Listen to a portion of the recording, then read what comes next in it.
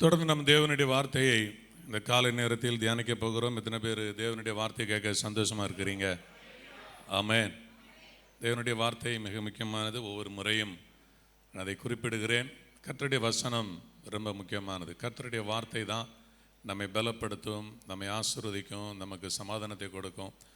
வேதத்தை நேசிக்கிறவர்களுக்கு மிகுந்த சமாதானம் உண்டு என்று ஆண்டவருடைய வார்த்தை சொல்கிறது. தேவனுடைய வார்த்தையை, திருவசனத்தை நம்ம எந்த அளவிற்கு நம்ம கனம் பண்ணுகிறோமோ, என்னை கனம் பண்ணுகிறவர்களை நான் கனம் பண்ணுவேன் என்று ஆண்டவருடைய வசனம் சொல்லு. எந்த அளவுக்கு நம்ம கர்த்தருடைய வார்த்தைக்கு முக்கியத்துவம் கொடுக்கிறோமோ அந்த அளவிற்கு நம்முடைய வாழ்க்கையில் தேவன் அதிகமான மேன்மைகளையும் கிருபைகளையும் இரக்கத்தையும் ஆண்டவர் கட்டளையிடுவாராக. ஆமென். கடந்த வாரத்தில் நான் சொன்னது போலவே எனக்கு கடந்த வாரத்தில் அந்த செய்தி கொடுக்கும் பொழுது ஒரு வார்த்தையை சொன்னேன். ஆண்டவருக்கு சித்தமானால் அடுத்த வாரம் தேவன் நமக்கு, போன வாரம் சத்தியத்தை குறித்து நாம் கர்த்தருடைய வார்த்தையை தியானித்தோம். இந்த வாரத்தில் நம்ம தொடர்ந்து யோவான் சுவிசேஷம் 1ஆம் அதிகாரத்தில் நம்ம வாசித்து பார்க்கின்ற பொழுது 17வது வசனம், யோவான் 1:17 நான் வாசிக்கிறேன். எப்படி எனில், நியாயப்பிரமாணம் மோசேயின் மூலமாக கொடுக்கப்பட்டது, கிருபையும் சத்தியமும் இயேசு கிறிஸ்துவின் மூலமாய் உண்டானது. நியாயப்பிரமாணமா கிருபையா? இந்த காலை நேரத்தில் இதை வைத்து தான் நம்ம தியானிக்க இருக்கிறோம். நியாயப்பிரமாணம் மோசேயின் மூலமாக கொடுக்கப்பட்டது, கிருபையும் சத்தியமும் இயேசுவின் மூலமாக இந்த உலகத்தில் கொடுக்கப்பட்டது. பரிசுத்த வேதாகமம், முழு வேதாகமத்தும் நம்ம நம்புகிறோம், நம்ம விசுவாசிக்கிறோம், அது தேவனுடைய வார்த்தை என்று நம்ம ஏற்றுக்கொள்கிறோம். அந்த வார்த்தையின்படி, இந்த முழு வேதாகமத்தினுடைய வார்த்தையின்படி நம்ம நடக்க விரும்புகிறோம். இந்த வசனத்தில் இருந்து நம்ம அநேக காரியங்களை தியானிக்க போகிற ஒரு நல்ல ஒரு செய்தி. எனக்கு இந்த செய்தி ஒரு ஆசீர்வாதமாக இருந்தது. நான் அநேக முறை நியாயப்பிரமாணத்தை குறித்து பேசியிருக்கிறேன், கிருபை குறித்து பேசியிருக்கிறேன். ஆனால் இரண்டையும் இணைத்து பேசுவது இதுதான் முதல் முறை என்று நான் நினைக்கிறேன். எனக்கு சரியாக ஞாபகம் இல்லை. எத்தனை ஆண்டுகள், 35 ஆண்டுகளாக நான் பிரசங்கம் பண்ணி கொண்டே இருக்கிறேன். சின்ன வீட்டில், சின்ன இடத்துல 5 பேர், 10 பேர், 1000 பேர், 2000 பேர், 3000 பேர், எத்தனையோ பேர் மத்தியில் நான் பிரசங்கம் பண்ணியிருக்கிறேன். ஆனால் இந்த கிருபையும் நியாயப்பிரமாணத்தையும் இணைத்து நான் இதுவரை பேசவில்லை என்று நான் நினைக்கிறேன். எனக்கு ஞாபகம் இல்லை. ஆனால் கிருபை குறித்து அநேக முறை நான் பிரசங்கம் பண்ணியிருக்கிறேன். நியாயப்பிரமாணத்தை குறித்து அநேக முறை பிரசங்கம் பண்ணியிருக்கிறேன். கர்த்தர் அநேக காரியங்களை எனக்கு வெளிப்படுத்தி அநேக காரியங்களை பேசியிருக்கிறேன். இந்த நாளிலே ஆண்டவருடைய ஒரு வெளிச்சத்தில், ஆவியானவருடைய வெளிச்சத்தில் இந்த வேத வசனங்களை நம்ம தியானிக்க போகிறோம். மிக முக்கியமான ஒரு காரியம், நியாயப்பிரமாணம் மோசேயின் மூலமாக கொடுக்கப்பட்டது. தேவனாகிய கர்த்தர் ஆதாம் ஏவாளை உண்டாக்கினார். அவங்களுக்கு ஒரே கட்டளை கொடுத்தார், கீழ்ப்படியவில்லை. தோட்டத்தில் இருந்து துரத்தப்பட்டார்கள். உலகத்திலே மனிதர்கள் பெருகினார்கள். அப்பொழுது தேவன் ஆபிரகாம் என்கிற ஒரு மனிதன் மூலமாக ஒரு சந்ததியை உருவாக்கினார். தேவனுக்கு பிரியமான சந்ததியை அவர்களை உருவாக்கினார். அவர்கள் மத்தியில் மோசே என்கிற மனிதனை தேவன் அழைத்தார். அவர்கள் எகிப்திலிருந்து பல லட்சம் ஜனங்களை அந்த மனிதன் நடத்தினான். அந்த தேவ மனிதன் நடத்தினான். அந்த தேவ மனிதன் மூலமாக தேவன் அவர்களுக்கு நியாயப்பிரமாணங்கள், கட்டளைகளை தேவன் கொடுத்தார். நல்ல கவனிக்கணும். ஸ்தோத்திரம். நம்ம வேதாகமத்தில் கட்டளை, கற்பனை, நியாயப்பிரமாணம் பல வார்த்தைகள் சொல்லப்பட்டிருக்கிறது. தமிழில் தான் கற்பனை என்கிற வார்த்தை சொல்லப்பட்டிருக்கிறது. ஆனால் உண்மையான கட்டளை தான் சரியான ஒரு அர்த்தம். கட்டளை, 10 கமாண்ட்மெண்ட்ஸ், 10 கட்டளை. ஸ்தோத்திரம். இன்றைக்கி என்னதோ கோயின்சைடாக இருக்குது. கரெக்டாக நம்ம 10 கட்டளை இன்றைக்கி வாசிக்கிறோம். இந்த பிரசங்கத்துக்கு உதவியாக இருக்கிறது. ஆண்டவர் 10 கட்டளைகளை கொடுத்தார். கட்டளை மாற்ற முடியாத ஒன்று.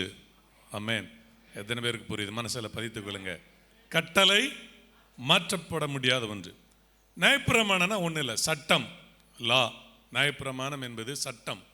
அவர்களுக்கு தேவன் 613 சட்டங்களை ஆண்டவர் கொடுத்தார். பழைய ஏற்பாட்டில் கட்டளை வேறு, சட்டங்கள் வேறு. கட்டளை மாற்ற முடியாது, சட்டங்கள் மாற்றப்படும், சட்டங்கள் திருத்தப்படும். Price the Lord. சில சட்டங்கள் குறித்த காலத்தில் இருக்கும். உதாரணத்துக்கு சொல்லணும், இப்போ கடந்த நாளில் நம்முடைய தென்காசி மாவட்டத்தில் திடீர்னு சொல்லுவாங்க 4 நாட்கள் ஊரடங்கு சட்டம், 4 பேர் ஒன்றாக கூடக்கூடாது. அவங்க சட்டம் போடுவாங்க, நம்ம 4 பேர் என்ன 40 பேர் ஒன்றா கூட்டிடுவோம். அரசாங்கம் என்ன செய்யும்? சட்டம் போடும். சட்டத்தை யாரும் மதிக்கிறது இல்லை. கொரோனா காலத்தில் சட்டம், யாரும் என்ன செய்யக்கூடாது?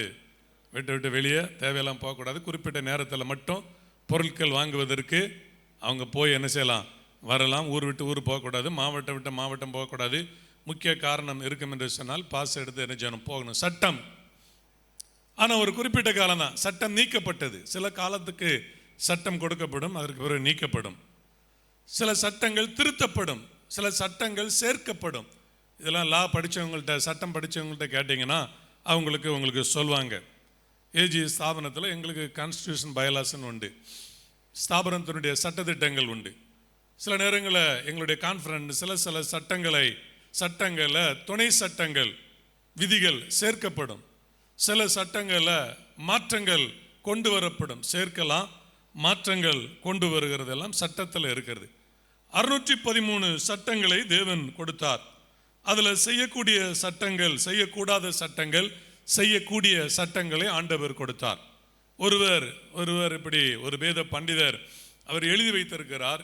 எந்த அளவுக்கு உண்மை என்று அது சொல்ல முடியவில்லை. ஆனால் நம்ம ஒரு ஆராய்ச்சியில் அவர் பொதுவாக அவர் சொல்றார், 365 சட்டங்கள் கடவுள் செய்ய கூடாதவைகள் என்று ஆண்டவர் எழுதி வச்சிருக்க. 365 காரியத்தை நினைச்சாத செய்யாத அப்படின்னு அப்படி சொல்லிட்டு அவர் சொல்றாரு, நம்முடைய சரீரத்தில் 365 நரம்பு மண்டலம் இருக்கான் அப்படின்னு சொல்றாரு. இப்போ இது மெடிக்கல் தான் தெரியும், எனக்கு தெரியாது, நான் மெடிக்கல் படிக்கல. அவர் சொன்னதை சொல்றேன். 365 நரம்பு மண்டலம் இருக்கான். இந்த நரம்பு மண்டலத்தில் ஒரு நரம்பு மண்டலம் பாதிக்கப்பட்டாலும் நம்முடைய சரீரத்துக்கு பிரச்சனை. அப்ப செய்யக்கூடாத ஒரு சட்டத்தை செய்தால் அந்த மனிதனுக்கு பிரச்சனை வரும். ஆண்டவர் அப்படி கொடுத்தார். அடுத்து 248 சட்டங்கள் செய்யக்கூடியவைகள் என்று ஆண்டவர் கொடுத்தார். அதுக்கு ஒரு விளக்கம் அவர் கொடுக்காரு. ஸ்தோத்திரம். அது அவர் விளக்கம் எழுதியிருக்கிறார். அவர் அப்படியே அவருடைய கற்பனையில் எழுதி அவர் வச்சிருக்கிறத பார்க்கிறோம். 206 எலும்பு இருக்குதான், 32 பற்கள் இருக்கிறதான், கபால மண்டைய ஓட்டில் 10 எலும்பு இருக்குன்னு சொல்லி அவர் அப்படி சொல்றாரு. அதெல்லாம் சேர்த்து 248ன்னு அவர் சொல்றாரு. ஸ்தோத்திரம். இதை நான் உட்காந்து ஆராய்ச்சி பண்ணலை. இதை உட்காந்து நான் ஆராய்ச்சி பண்ணணும்னா இப்போ ஊழியத்தை விட்டுட்டு, சபை மேய்ப்பர் பட்டத்தை விட்டுட்டு நான் என்ன செய்யணும்? போய் மெடிக்கல் படிக்கணும். நான் எல்லாத்தையும் விட்டுட்டு அதை போய் உட்காந்து முழுதுமாக என்ன செய்யணும்? ஆராய்ச்சி பண்ணணும். சில ஆட்கள் வேதாமத்தை ஆராய்ச்சி பண்ணுவாங்க, ஆனால் ஊழியம் செய்ய மாட்டாங்க, வேதாமத்தின்படி நடக்க மாட்டாங்க. ஆனால் நிறைய ஆராய்ச்சி செய்து நிறைய புஸ்தகம் எழுதியிருக்கிறாங்க. ரெஃபரன்ஸ் பைபிள்லாம் பார்த்தீங்கன்னா உலகத்தில் லைப்ரரியில் நமக்கு ஆன்லைன்லாம் பார்க்கும்போது எனக்கெல்லாம் ஆச்சரியமாக இருக்கும். டேக்ஸ் என்கிற ஒரு மனிதர் ஒரு டெக்ஸ்ட் பைபிளில் இருக்கார். லட்சக்கணக்கான மணி நேரம் அவர் ஆராய்ச்சி செய்து அந்த ரெஃபரன்ஸ் பைபிளை அவர் எழுதியிருக்கிறார். சரி, அது நமக்கு நல்லதுதான். நம்ம இதுக்கு ஒரு நியாயப்பிரமாணம். தேவன் அவர்களுக்கு 613 நியாயப்பிரமாணத்தை, சட்டத்தை ஆண்டவர் கொடுத்தார். அதுல உணவு வகை சில செய்யக்கூடாதுன்னு சொன்னா, சில உணவுகளை நீ சாப்பிடாதே என்று ஆண்டவர் கூட சில உணவை கூட விலைக்கு அந்த சட்டத்தை கொடுத்தார். நீங்க பழைய ஏற்பாட்டில் வாசிக்கும் பொழுது, நீங்க பைபிள் வாசிக்கும் பொழுது இந்த சட்ட திட்டங்களை எல்லாம் நம்ம வாசிக்க முடியும். அப்ப மோசையின் மூலமாக ஆண்டவர் நியாயப்பிரமாணத்தை கொடுத்தார். இந்த காலை நேரத்தில் நீங்களும் நானும் நியாயப்பிரமாணத்தை கை கொள்ளணுமா, கட்டளைகளை கை கொள்ள வேண்டுமா, வேண்டாமா? அதைத்தான் இன்றைக்கு கொஞ்சம் சிந்திக்க இருக்கிறோம். கலாத்தியர் 3:24 நம்ம வாசித்து பார்க்கின்ற பொழுது அப்போஸ்தலனாகிய பவுல் கலாத்தியருக்கு எழுதின நிருபம் 3ஆம் அதிகாரம் 24 அவர் நியாயப்பிரமாணத்தை குறித்து அவர் என்ன சொல்லுகிறார்? நியாயப்பிரமாணம் நம்மை கிறிஸ்துவினிடத்தில் வழி நடத்துகிற உபாத்தியாய், ஒரு ஆசிரியர். நியாயப்பிரமாணம் என்னது? ஆசிரியர். ஆமென் சொல்லுங்க. அல்லேலூயா. எத்தனை பேருக்கு ஆசிரியர்னா பார்த்தா ஆசிரியர்னா ரொம்ப சந்தோஷப்படுறீங்க? இப்போ உங்களை என்ன சொல்லக்கூடாது, இங்கே ஆசிரியர் இருக்கிறீங்க. ஸ்டூடெண்டாக இருக்கிற காலத்தில் ஆசிரியர்னா ரொம்ப சந்தோஷமா. ஸ்தோத்திரம். டீச்சர் நிறைய பேர் இருக்கீங்க, வருத்தப்படாதீங்க. நிறைய பேருக்கு டீச்சர்னாலே வெறுப்பு தான் வரும். நிறைய பேருக்கு என்ன வருது? ஆசிரியர்னா என்ன வருது? வெறுப்பு வருது. ஏன்னா கண்டிஷன், பிரமாணம் அது ஒரு கண்டிஷன் போடுது, நம்மை கட்டுப்படுத்துகிறது. ஆசிரியர்கள் என்ன செய்றாங்க?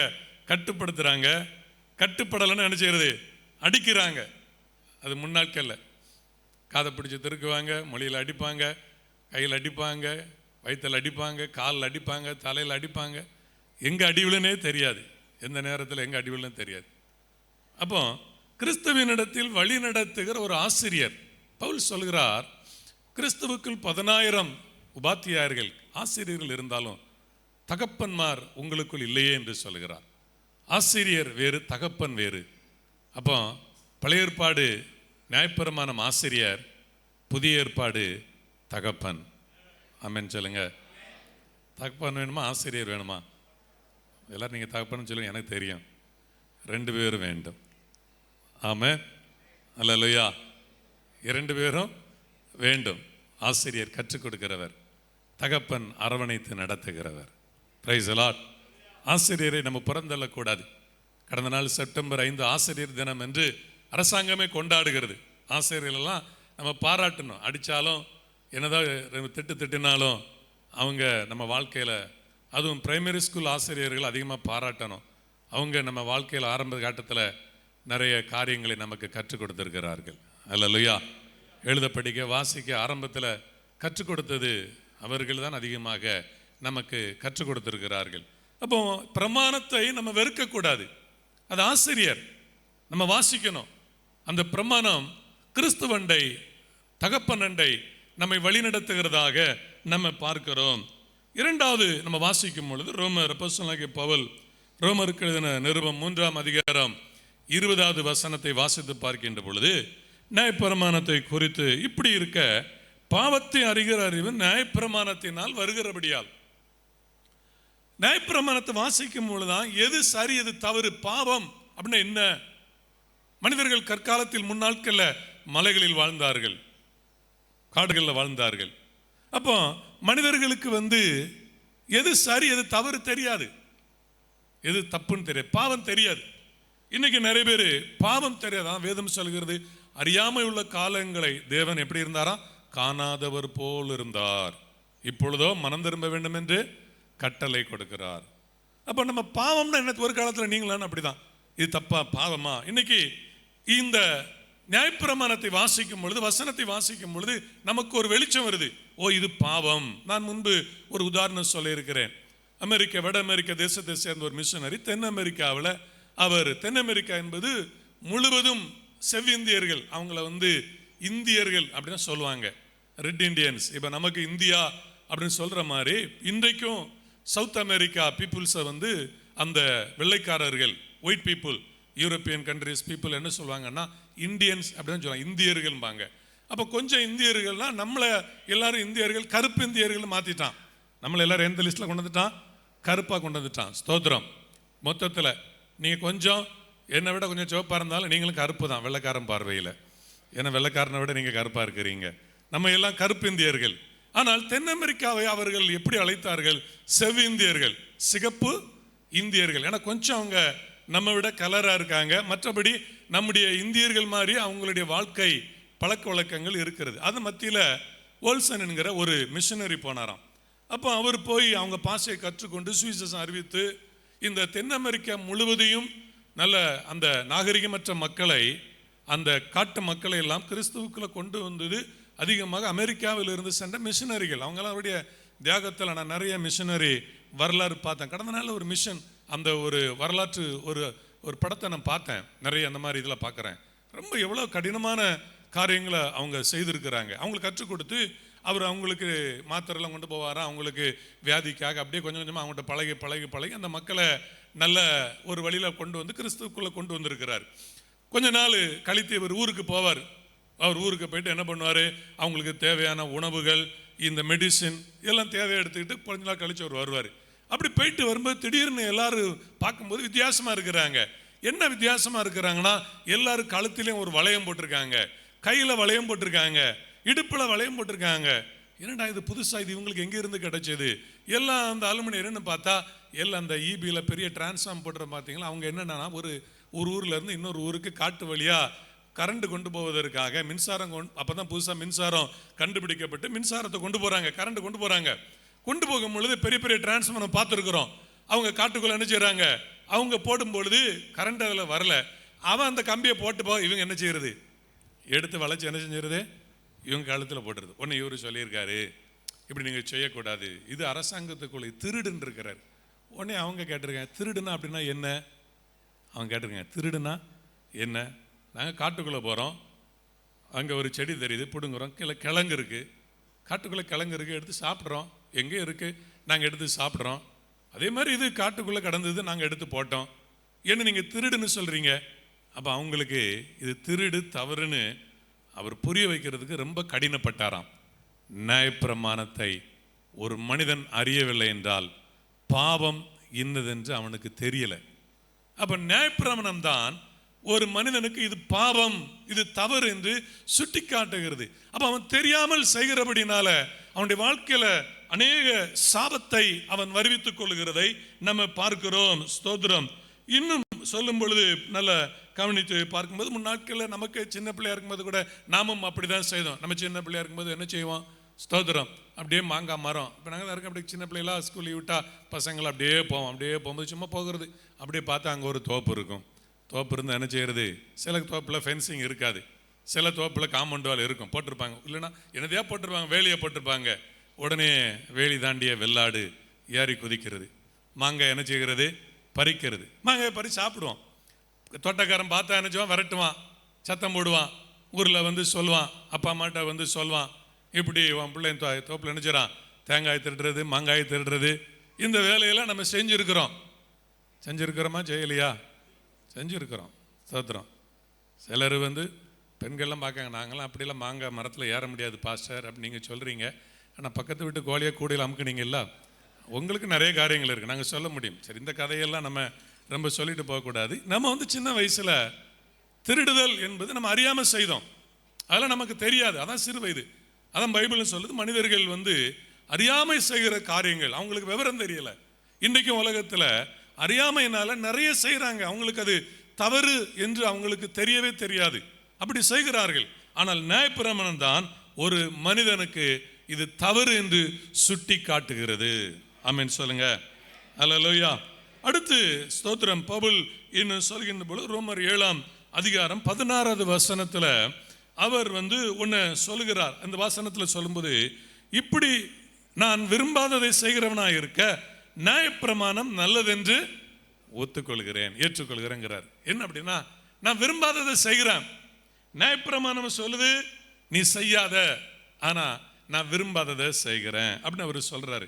இன்னும் ரோமர் 7:12 வாசிக்கிறோம், நியாயப்பிரமாணம் பரிசுத்தம் உள்ளது, சுத்தம். நியாயப்பிரமாணம் எப்படிப்பட்டதா? சுத்தம் உள்ளது. ஒரு மனிதனை நியாயப்பிரமாணம் சுத்தப்படுத்துகிறது. ஆமென் சொல்லுங்க. அல்லேலூயா, அல்லேலூயா. ஆண்டவர் நல்லவர். இன்னும் நியாயப்பிரமாணத்தை குறித்து பார்க்கின்ற பொழுது ரோமர் 7:1 வாசிக்கிறோம், நியாயப்பிரமாணம் அது சட்டம், நம்மை ஆளுகை செய்கிறது. ஆமென். நியாயப்பிரமாணத்தை அறிந்திருக்கிறவர்களுடனே பேசுகிறேன் சகோதரரே, ஒரு மனுஷன் உயிரோடு இருக்கும் அளவும் நியாயப்பிரமாணம் அவனை ஆளுகிறது. நியாயப்பிரமாணம் அவனை என்ன செய்கிறது?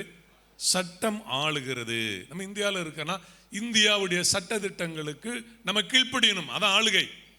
இந்தியன் கவர்மெண்ட் என்பது ஆளுகிறது, நம்மை ஆளுகிறது. அரசாங்கம் நம்மை ஆளுகிறது. இந்தியாவில் இருக்கணும்னா நம்ம இந்திய சட்ட திட்டங்களுக்கு கீழ்ப்படிஞ்சுதான் ஆகணும். இந்திய சட்ட திட்டங்களுக்கு கீழ்ப்படிஞ்சுதான் ஆகணும். கீழ்ப்படியலைன்னா ஏதாவது ஒரு சட்டத்தை வைத்து அது கீழ்ப்படியாதனால நமக்கு அபராதம் விதிக்கப்படும், நமக்கு தண்டனை என்ன செய்யணும்? கொடுக்கப்படும். நமக்கு தெரியாது, நம்ம போயிடுவோம், நம்ம போவோம், ரோட்டில் போவோம், ஏதாவது செய்வோம். சோத்திரம். ரோட்டில் வந்து பொது இடத்துல புகை பிடிக்கக்கூடாது, சட்டம் இருக்குது. ஆனால் எல்லாரும் பொதுவாக நினச்சுவாங்க, புகை பிடிப்பாங்க. அடுத்தால நம்ம பைக்கில் போகிறோம், லைசன்ஸு இன்சூரன்ஸ் எல்லாம் இருக்கணும். நம்ம நினைப்போம் லைசன்ஸ் இருக்குது, இன்சூரன்ஸ் இருக்குது. ஆனால் அவங்க நிற்பாங்க, அவங்க ஒரு ஃபைன் போடு, என்ன சார் நான் ஹெல்மெட்டு போட்டிருக்கிறேன், நான் லைசன்ஸ் இருக்குது, என்கிட்ட இன்சூரன்ஸ் இருக்கிறது, நான் எந்த தப்பும் பண்ணலை, எப்படி நீங்கள் எனக்கு ஃபைன் போடலாம் அப்படின்னு அவர் ஏற இறங்க பார்ப்பார். ஏற இறங்க பார்த்துட்டு மெதுவாக சொல்லுவார், உன் லைட்டை பாரு, முன்னால் டூமை பாரு. நம்ம பார்ப்போம், அது மத்தியில் கருப்பாக ஒரு ஸ்டிக்கர் ஒட்டன்னு உனக்கு தெரியுமான்னு கேட்பார். ஒருவேளை கருப்பு ஸ்டிக்கர் ஒட்டி இருந்தோம்னா அடுத்தால இன்னொரு சட்டத்தை சொல்லுவார். நமக்கு பைக் ஓட்டுறதுக்கு சட்டமே தெரியாது, நம்ம எல்லாரும் பைக்கு ஓட்டிடுவோம். ஆனால் ஒரு பைக்குக்கு எத்தனை சட்டம் இருக்குன்னு நமக்கு தெரியாது. அது சட்ட நிபுணர்கிட்ட போய் கேளுங்க, அரசாங்கத்தினுடைய சட்டத்திட்டங்கள் அவன் ஒரு 20 இது வரிசையாக வச்சுருப்பான். நம்ம ஏன் ஃபைன் போடுறோன்னா நீ வந்து இதெல்லாம் நம்ம சட்டத்தை பேசணும்னா அவன் இன்னொரு புது சட்டத்தை கொண்டு வந்து அவர் சட்டத்தை சொல்லுவான், நமக்கு தெரியாத சட்டத்தை சொல்லுவான். இதுதான் சட்டம் அப்படிம்பாங்க. உண்மையில இருக்கு, சட்டம் இருக்கு, நமக்கு என்ன செய்யாது தெரியாது. ஆனால் சட்டம் ஆளுகை செய்கிறது. ஒவ்வொரு நாட்டுக்கும் அரசாங்கத்தில் சட்டம் என்ன செய்கிறது, இருக்க தான் செய்கிறது. அந்த சட்டம் ஆளுகை செய்கிறது. அந்த சட்டத்துக்கு என்ன செய்யணும், கீழ்ப்படியணும். கீழ்ப்படியலைன்னா பனிஷ்மெண்ட் தான், அபராதம், பண அபராதமோ வேறு தண்டனைகளோ கொடுக்கப்படுவது வந்து உண்மை, அது உண்மைதான். அப்ப கவனிங்க, நியாயப்பிரமாணமும் என்ன செய்கிறது, உலகத்தை ஆளுகை செய்கிறது. எல்லாரும் நல்லா கவனிங்க. ஆமே, அல்லேலூயா. எல்லா மனுஷனுக்கும் தெரியுது மனசுக்குள்ள போய் சொல்லக்கூடாதுன்னு தெரியுது. அது எப்படி தெரியுது? எல்லா மனுஷனுக்கும் தெரியுது திருடக்கூடாதுன்னு தெரியுது. அது எப்படி தெரியுது? எல்லா மனுஷனுக்கும் யோசிச்சு பாருங்களேன். உலகத்தில் இருக்கிற எல்லா மனிதர்களுக்கும் தெரிகிறது செய்யக்கூடாது, இது செய்யக்கூடாதுன்னு தெரியுது. அப்ப அதனுடைய அர்த்தம் என்னவென்றால், ஒவ்வொரு மனிதனையும், உலகம் முழுவதும் இருக்கிற மனிதர்களை நியாயப்பிரமாணம் ஆளுகை செய்து கொண்டு இருக்கிறது. ஆளுகை செய்கிறது. புரிந்து கொள்ளுங்க, நம்ம செய்கிறோம் நியாயப்பிரமாணம். இப்பொழுதுதான் சத்தியத்து வருகிறோம். கிருபை, நான் கிருபை குறித்து தான் அதிகமாக பேச விரும்புகிறேன். அப்ப நியாயப்பிரமாணத்தை மனிதன் செய்ய முடியல. நியாயப்பிரமாணத்தின்படி நம்ம பாவிகள், நியாயப்பிரமாணத்தின்படி நம்ம தண்டனைக்குரியவர்கள். நீங்கள் நானும் தண்டனைக்குரியவர்கள் தான். சட்டத்தை நம்ம மீறி தான் நம்ம நடந்தோம். சட்டம் என்னன்னு தெரியல, சட்டத்தையும் அறியவில்லை, சட்டத்தை நம்ம மீறி நடந்தோம். ஆனால் வேதம் சொல்லுகிறது, நியாயப்பிரமாணம் செய்யாததை இயேசு நமக்காக செய்கிறார். ஆமென். அதைத்தான் இந்த காலை நேரத்தில் தியானிக்க இருக்கிறோம். தேவனுடைய பிள்ளைகள் விழிப்பாயிருங்க. அப்போஸ்தலனாகிய பவுல் ரோமருக்கு எழுதின நிருபம் 8ஆம் அதிகாரம், ஸ்தோத்திரம், 3வது வசனத்தை வாசித்து பார்க்கின்ற பொழுது அந்த 8:3 அது எப்படி எனில், மாம்சத்தினாலே பலவீனமாயிருந்த நியாயப்பிரமாணம் செய்யக்கூடாததை தேவனே செய்யும்படிக்கு தம்முடைய குமாரனை பாவ மாம்சத்தின் சாயலாகவும் பாவத்தை போக்கும் பலியாகவும் அனுப்பி மாம்சத்திலே பாவத்தை ஆக்கினைக்குள்ளாக தீர்த்தார் என்று எழுதப்பட்டிருக்கிறது. ஆமென், ஹல்லேலூயா. இந்த வேத பகுதியை தான் நம்ம தியானிக்க இருக்கிறோம். நல்ல கவனி, இந்த வசனம் உங்களுக்கு புரியாம இருக்கலாம். பொதுவாக ரோமர் நிருபம் எத்தனை பேர் நீங்க ஆர்வமா வாசிக்கிறீங்களோ வாசிக்கலையோ தெரியல. எனக்கு ஒரு ஆரம்ப காலத்தில் இந்த ரோமர் நிருபம் புரியவே புரியாது. இந்த ரோமர் நிருபத்தை வாசிக்க மாட்டேன். ஏன், பைபிள் காலேஜ் படித்த பிறகு கூட எனக்கு ரோமர் நிருபம் வந்து சரியாகவே புரியாது. ஏனென்றால் நம்ம நியாயப்பிரமாணத்தை அறிந்தவர்கள் அல்ல, நம்ம யூதர்கள் அல்ல. ஆனால் அப்போஸ்தலனாகிய பவுல் அந்த நியாயப்பிரமாணத்தையும் கிருபையும் அங்கே இணைத்து தான் இந்த ரோமர் நிருபம் எழுதி வச்சிருக்காரு. ஒரு நல்ல நிருபம். பொதுவாக அது பிறகு ஒரு நாள் நான் ஒரு முறை நான் ஒரு புஸ்தகத்தை வாசித்தேன். அந்த புஸ்தகத்தில் வந்து அந்த புஸ்தகத்தினுடைய தலைப்பு வந்து திரும்பிய மனிதன் அப்படிங்கிற ஒரு புஸ்தகத்தை வாசித்தேன். அந்த புஸ்தகத்தை வாசிக்கும் பொழுது அந்த புஸ்தகம் ரோமர் நிருபத்தை பற்றி. அந்த புஸ்தகத்தை வாசிக்கும் பொழுதுதான் ரோமர் நிருபம் இவ்வளவு ஒரு நல்ல ஒரு நிருபம் நமக்காக கொடுக்கப்பட்டிருக்கிறது. பவுல் நமக்காக அழகாக எழுதி வச்சிருக்கிறாரு. பழைய ஏற்பாடு நியாயப்பிரமாணம் என்ன, புதிய ஏற்பாடு கிருபை என்ன, அந்த கிருபை எப்படி புரிந்து கொள்வது, எல்லாவற்றையும் தெளிவாக எழுதி வச்சிருக்கிறாருன்னு. அதுக்கு பிறகுதான் நான் இந்த ரோமர் நிருபத்தை ரொம்ப ஆர்வமாக உற்சாகமாக வாசிக்க ஆரம்பித்தேன். நிறைய காரியங்கள், நிறைய சத்தியங்களை ஆண்டவர் அதில் கொடுத்திருக்கிறதை பார்க்கிறோம். இந்த 8:3 அவர் சொல்கிறார், நியாயப்பிரமாணம் பலவீனமானது. ஆமென் சொல்லுங்களேன். அல்லேலூயா. சட்டம், இந்திய அரசாங்க சட்டம் பலவீனமாக இருக்கு.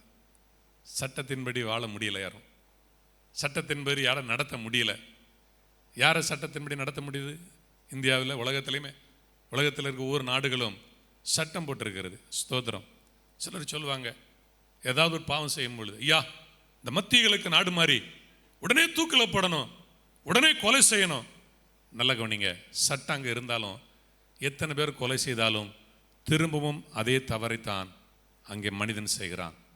எத்தனை சட்டம் போட்டாலும் சட்டம் பலவீனம் உள்ளது. சட்டம் பலவீனம் உள்ளது. முதல்ல அதை புரிஞ்சுக்கணும். சட்டம் பலவீனம் உள்ளது. ஒரு மனிதன் சட்டத்தின்படி நடக்க முடியாது. ஒரு மனிதன் சட்டத்துக்கு கீழ்ப்படிய முடியல. அழகாக வேதம் சொல்கிறது, நியாயப்பிரமாணம் பலவீனம் உள்ளது. நியாயப்பிரமாணம் செய்ய முடியல. அப்போ அதான் சொன்ன, ஆசிரியர் தகப்பன் சொன்ன, ஆசிரியர் நல்லவர் தான், ஆனா ஆசிரியர் செய்ய முடியாததை ஒரு தகப்பன் செய்கிறான். என்னன்னா, ஆசிரியர் கண்டிக்கிறார். பழைய ஏற்பாடு நியாயப்பிரமாணம் ஒரு மனிதனை கண்டிக்கிறது. ஒரு மனிதனை எச்சரிக்கிறது. ஆனால் புதிய ஏற்பாடு இயேசு தகப்பன் அந்த மனுஷன்ட்ட வந்து அவனை அரவணைத்து அவன் மேலே இரக்கம் வைத்து அன்பு செலுத்தி அவன் தப்பை மன்னிச்சு, எப்பா இதுதான் பாதை, இப்படி நடக்கணும்னு சொல்லி அன்போடு நடத்துகிறது தான் புதிய ஏற்பாடு கிருபை. ஆமென் சொல்லுங்க. ஹல்லேலூயா. இதுதான் புதிய ஏற்பாடு கிருபை. நியாயப்பிரமாணத்துக்கும் கிருபைக்கும் இதுதான் விளக்கம். இன்னும் இந்த கிருபை குறித்து அதிகமாக தேவனுடைய வார்த்தையை நம்ம தியானிக்க இருக்கிறோம். இதுக்கு பழைய ஏற்பாட்டில் ஆண்டவர் நியாயப்பிரமாணத்தின் காலத்திலே அநேகருக்கு கிருபைகளை கொடுத்திருக்கிறார். நிறைய பேர் தேவனுடைய கிருபை பெற்றிருக்கிறார்கள். ஆனால் புதிய ஏற்பாடுல நம்ம எல்லாருக்கும் கிருபை கொடுக்கப்பட்டிருக்கிறது. எல்லாரும் கரங்களை வைத்து ஆமென் சொல்லுங்க. பழைய ஏற்பாடுல 1-2 நபர்களுக்கு இந்த கிருபை கிடைத்திருக்கிறது. ஆனால் ஆண்டவர் பழைய ஏற்பாட்டிலே ஒரு வாக்குத்தத்தத்தை கொடுக்கிறார். ஏசாயா தீர்க்கதரிசியின் புஸ்தகம் 55ஆம் அதிகாரம் 3வது வசனத்துல, அப்போஸ்தலர் 13:34 இந்த 2 இடங்கள்ல ஆண்டவர் கொடுத்திருக்கிற ஒரு வாக்குத்தத்தம். என்ன வாக்குத்தத்தம் என்று சொன்னால், உங்கள் செவியை சாய்த்து என்னிடத்தில் வாருங்கள், கேளுங்கள், அப்பொழுது உங்கள் ஆத்மா பிழைக்கும். தாவீதுக்கு அருளின நிச்சயமான கிருபைகளை உங்களுக்கு நித்திய உடன்படிக்கையாக ஏற்படுத்துவேன். எல்லாரும் ஆமென் சொல்லுங்களேன். ஹல்லேலூயா. இதுதான் புதிய ஏற்பாடு. இதுதான் அப்போஸ்தலர் 13:34 அங்கேயும் நம்ம வாசிக்கிறோம். தாவீதுக்கு அருளின கிருபை. பழைய ஏற்பாடுல தேவன் தாவீதுக்கு கொடுத்த அந்த கிருபையை புதிய ஏற்பாட்டில் அது நிச்சயமான கிருபையை நான் உங்களோடு கூட உடன்படிக்கையின் மூலமாக சிலுவையில கடந்த வாரம் கர்த்தருடைய பந்தியில நம்ம அதை தியானிக்கும் பொழுது அந்த அப்பம் ரசத்தை வைத்து இயேசு இது என் இரத்தத்தினாலாகிய புதிய உடன்படிக்கை என்று சொன்னார். நான் ஏற்படுத்துவேன். சிலுவையில் இயேசு கிறிஸ்து நமக்காக அவர் மரித்து அடக்கம் பண்ணப்பட்டு அவர் உயிர் தெழுந்ததுனால அந்த கிருபைகளை ஆண்டவர் நமக்கு தந்திருக்கிறார். ஆமென் சொல்லுங்க. ஹல்லேலூயா. ஆமென். இன்னும் 2 சாமுவேல் 7 அப்போஸ்தலர் 13:34 வாசிக்கிறோம். என்ன சொல்லப்படுகிறது? சவுலை விட்டு நான் விலக்கினது போல. பழைய ஏற்பாட்டில் ஆண்டவர் அந்த கிருபை கொடுத்தார். சவுல் எதுக்கும் தகுதி இல்லாத மனுஷன், ஆனா கிருபை கொடுத்து ஒரு ராஜாவாய் மாற்றினார். ஒரு நாள் அவன்கிட்ட இருந்து கிருபை எடுத்துட்டாரு. ஆனா தாவீதுக்கு கிருபை கொடுத்தாரு. அவனுக்கு அவன் சந்ததிக்கு கிருபை எடுக்கல. அதான் சொல்கிறாரு, அந்த பழைய ஏற்பாடுல சொல்லப்பட்ட அந்த வாக்கு தத்தத்தை புதிய ஏற்பாடுல ஆண்டவர் கொடுக்கிறாரு. எப்படி நான் உங்களுக்கு எனக்கு கொடுக்கிறாரு. எப்படி நான் தாவீதை விட்டு அவன் குடும்பத்தை விட்டு அந்த கிருபையை விலக்கவில்லையோ, உன்னை விட்டும் கிருபையை விலக்க மாட்டேன். எத்தனை பேர் விசுவாசிக்கிறீங்க? எத்தனை பேர் புரிந்து கொள்கிறீங்க? ஆமென் சொல்லுங்க. கர்த்தர் சொல்கிறார், உன் குடும்பத்துக்கு ஒரு கிருபை உண்டு. ஆமென். ஹல்லேலூயா. கிருபை என்பதற்கு பொதுவாக நம்ம சொல்கிற ஒரு அர்த்தம், தகுதி இல்லாதவனுக்கு கொடுக்கப்படுகிற தயவு, தகுதி இல்லாதவன் மேல் வைக்கிற அன்பு என்று கிருபையின் அர்த்தம் என்ன? கிருபை, அருள், கிருபை இப்படிலாம் பல வார்த்தைகள் அதுக்கு இருக்கிறது.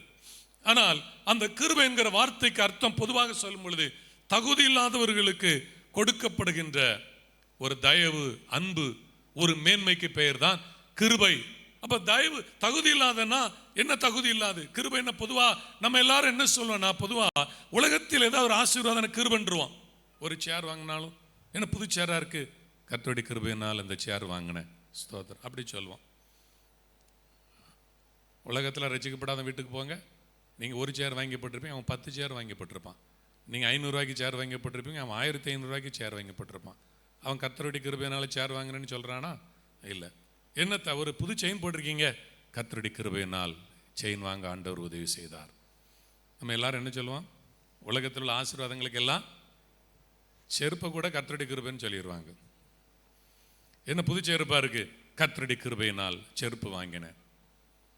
நம்ம 200 ரூபா செருப்பு வாங்கியிருப்பான், 4 செருப்பு தான் வச்சுருப்பான். அவன் 2000 ரூபா செருப்பு 40 செருப்பு வச்சுருக்கான், ரசிக்கப்படாதவன். அவனுக்கு எந்த கிருபை கிடைச்சது? உலகத்தின் ஆசீர்வாதங்கள் கிருபை என்று நம்ம சொல்றதா இருந்தா, ஏன்னா நமக்கு கிடைக்காது, நம்ம ஆண்டவருக்குள்ள வந்த பிறகு கிடைத்தது. ஆனால் அதனுடைய அந்த சரியான அர்த்தத்தை புரிந்து நம்ம சொல்லணும். பொருளை கிருபைன்னு சொல்லக்கூடாது. என்ன கிருபை தெரியுமா? இதனுடைய அர்த்தம் என்ன தெரியுமா? கிருபைங்கிற அர்த்தம் தகுதி இல்லாத நம்மை தேவனுடைய பிள்ளை என்கிற தகுதி இல்லாத நம்மை தேவனுடைய பிள்ளையாக இயேசு மாற்றி இருக்கிறார். ஆமென் சொல்லுங்க.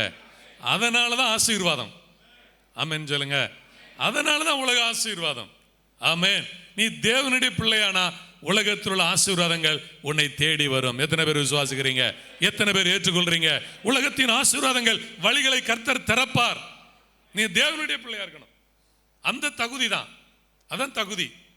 அந்த தேவனுடைய பிள்ளை என்கிறதுக்கு தகுதி கிடையாது, தகுதி இல்லை. அவன் சொன்னான் பார்த்தீங்களா, நான் உம்முடைய மகன் என்று சொல்வதற்கு தகுதி கிடையாது, எனக்கு தகுதி இல்லை.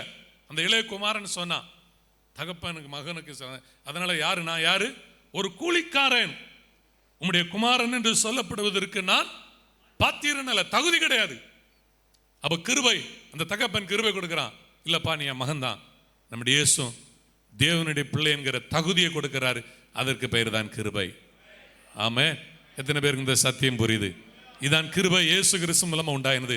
இந்த கிருபை, நீ தேவனுடைய பிள்ளை என்கிற கிருபையை ஆண்டவர் கொடுத்திருக்கிறார். ஆமென். பழைய ஏற்பாடுல எல்லாரும் தேவனுடைய பிள்ளைகள் இல்ல, யூதர்கள்.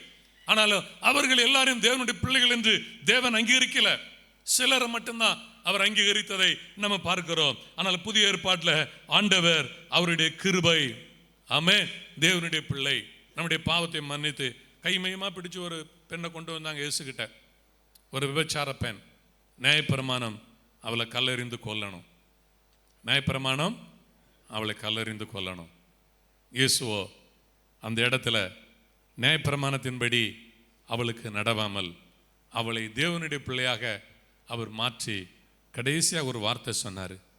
உன்னை ஒருத்தரும் ஆக்கணைக்குள்ளாக நானும் நானும் உனக்கு தண்டனை கொடுக்க விரும்பலை, நீ போ, இனி நீ பாவம் செய்யாத என்கிற அந்த ஒரு வார்த்தையில் ஏராளமான சத்தியம் இருக்கிறது. என்னன்னா, நீ தேவனுடைய பிள்ளை.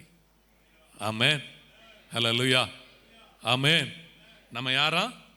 தேவனுடைய பிள்ளை. தேவனுடைய பிள்ளையை குறித்து அவர்கள் தேவனால் பிறக்கிறவர்கள் பாவம் செய்ய மாட்டார்கள் என்ற அப்போஸ்தலனாகிய யோவான் 1 யோவான் 3ஆம் அதிகாரத்தில் அவர் எழுதியிருக்கிறதை நம்ம பார்க்கிறோம். ஸ்தோத்திரம். 1 யோவான், பாவம் செய்கிறவன் பிசாசினால் உண்டாயிருக்கிறான். 9வது வசனம், தேவனால் பிறந்த எவனும் பாவம் செய்யான், ஏனெனில் அவருடைய வித்து அவனுக்குள் தரித்திருக்கிறது. அவன் தேவனால் பிறந்தபடியினால் பாவம் செய்ய மாட்டான். Price the Lord.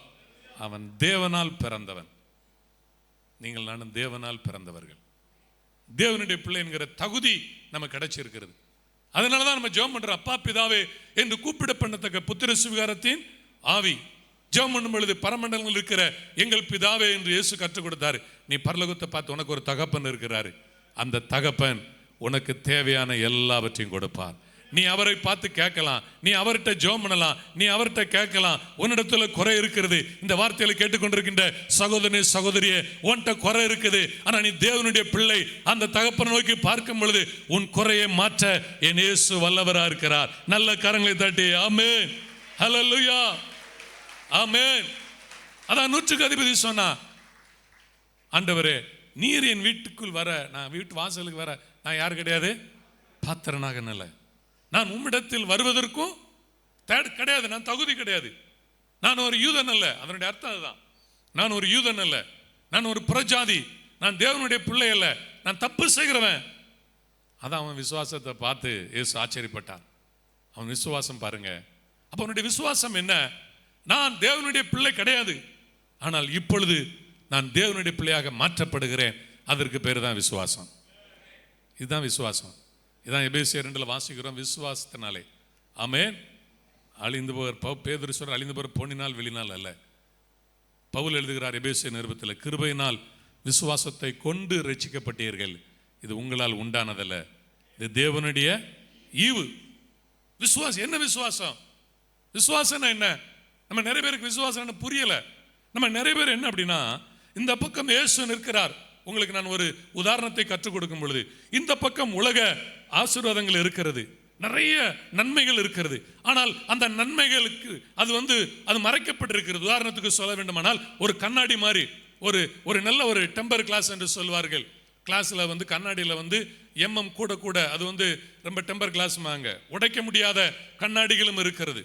ரொம்ப அது இன்ச்சு கணக்கில் கூடும். 12 mm சொல்லுவாங்க, 24 mm, அப்படியே அது ரொம்ப திக்கா இருக்கும். நீங்க பாத்தீங்கன்னா சில இடத்துலலாம் அந்த கண்ணாடி மேல நடந்து போவாங்க. பாத்துங்க, இந்த கண்ணாடி மேல நடந்துலாம் போவாங்க. சிலர் பயப்படுவாங்க. கண்ணாடியில் நம்ம நடந்து எத்தனை பேர், 200 பேர் நடக்கிறான், உடஞ்சி விழுந்து என்ன ஆகும்? உடையாத அளவுக்கு திக்னஸ் இருக்குது. அப்படிலாம் கண்ணாடி இருக்கு. அந்த கண்ணாடி இருக்கு, கண்ணாடிக்கு அந்த பக்கம் நிறைய உலக ஆசீர்வாத நன்மை இருக்கு. அதை உடைச்சு நம்மால எடுக்க முடியல. இந்த பக்கம் இயேசு இருக்கிறார். கொஞ்சம் கவனிங்க. நம்ம எல்லாரும் எதை பார்க்குறோம்? அந்த பொருட்களை பார்க்குறோம், எனக்கு வேணும் வேணும்னு சொல்கிறோம். ஆனால் இயேசுவை பார்க்கல. இயேசுவே தேவனுடைய பிள்ளையாக என்னை தகுதியாக்குன்னு சொல்லி நம்ம தாழ்த்தி ஜெபம் பண்ணும் பொழுது உடைக்க முடியாத கண்ணாடியை உடைக்க கூட வேண்டாம், அவர் வேற எந்த பக்கம் கையை விட்டு எடுத்து உங்களுக்கு எனக்கு கொடுக்க வல்லவராக இருக்கிறார். இதான் சத்தியம். எத்தனை பேர் இதை ஏற்றுக்கொள்றீங்க? எத்தனை பேர் புரிந்து கொள்றீங்க? ஆமென். பால்களில் இருக்கிறவங்க, தூங்குறவங்க புரிந்து கொள்ளுங்கள், இதான் சத்தியம். ஆமென். இந்த சத்தியத்தை அறியாமல் இன்னும் தரித்திரமாக, இன்னும் சமாதானமற்றவர்களாக, இன்னும் நம்ம குறைவுள்ளவர்களாக இருக்கக்கூடாது. இதான் சத்தியம். நம்ம தேவனுடைய பிள்ளை, தகுதி இல்லாத நம்மை அவர் அவருடைய பிள்ளையாக மாற்றி இருக்கிறார். தேவனுடைய பிள்ளை. நம்ம பொருட்களை நம்ம மேன்மைப்படுத்தி கொண்டு அந்த தகுதியை பெருமையா பேசிக்கிட்டு இருக்கிறோம். இல்ல, இயேசுவை நம்ம உயர்த்திக்கிட்டே இருக்கணும். ஆமென் சொல்லுங்க. ஹல்லேலூயா. அந்த ஆலயத்தில் நின்று ஜெபம் பண்ணாம பாருங்க. ஆயக்காரன் தன் கண்களை வானத்துக்கு ஏறெடுக்க துணியாமல், அவனுக்கு ஆலயத்தில் நிற்கும் போதே அவன் கைகாலெல்லாம் நடுங்குது. தூரத்தில் நின்று தன் கண்களையும் வானத்துக்கு ஏறெடுக்க துணியாமல் தன் மார்பில் அடித்துக் கொண்டு, தேவனே பாவியாக என்மேல் கிருபையா இருங்கிறான். தூரத்தில் நின்று ஆலயத்தில் நிற்கும் போதே அவனுக்கு கைகாலெல்லாம் நடுங்குது. என்ன நடுங்குது? ஆலயத்துக்குள்ள இருந்து ஸ்தோத்திரம். ஆலயத்துக்குள்ள இருந்து கைகால் நடுங்குதா? ஆலயத்துக்குள்ள உட்காந்தே மொபைலில் சினிமா பார்க்கான். ஆலயத்துக்குள்ள இருந்து துணிகரமா, அதாவது எங்களை ஒரு பழமொழி சொல்லுவாங்க, இந்த கோயில் போனால் பயப்படாதான். கோயில் போனால் கோயிலுக்கு பயப்படாதான். நம்ம ஆதரவு கொடுத்து கோயிலில் உட்கார வச்சு அவனுக்கு சாப்பாடு கொடுத்து வச்சா துணிகர பாவம். கடைசியில் அந்த கிருபையிலிருந்து துரத்தப்படுறான், இழக்கிறான்.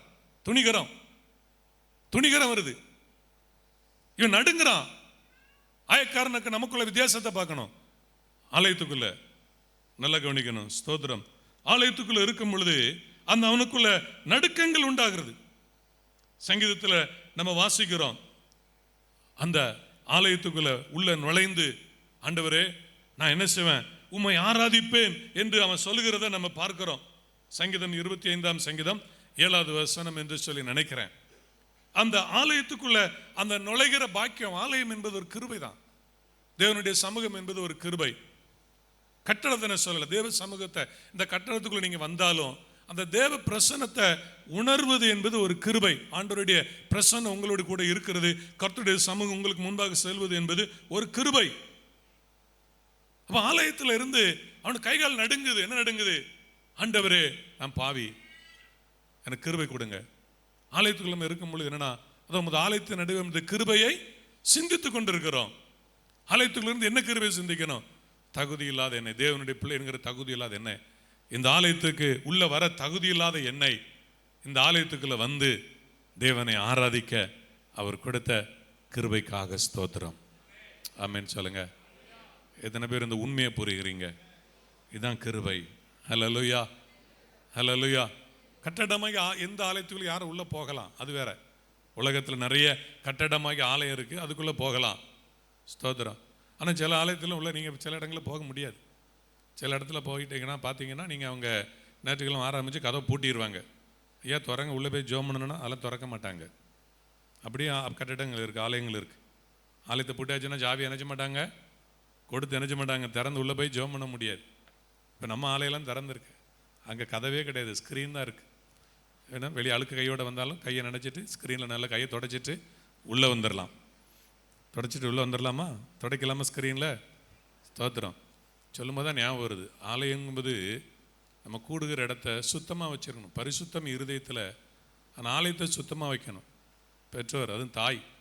போன வாரம் மாலை நேரத்தில் நான் வர்றேன், அப்படி பின்பக்கத்தோடி மாலை கூட்டத்துக்கு வரும் பொழுது ஒரே எறும்புகளாக ஓடுது. என்னடா எறும்பை பின்னாலே நான் போகிறேன், எறும்பை ஃபாலோ பண்ணுறேன்.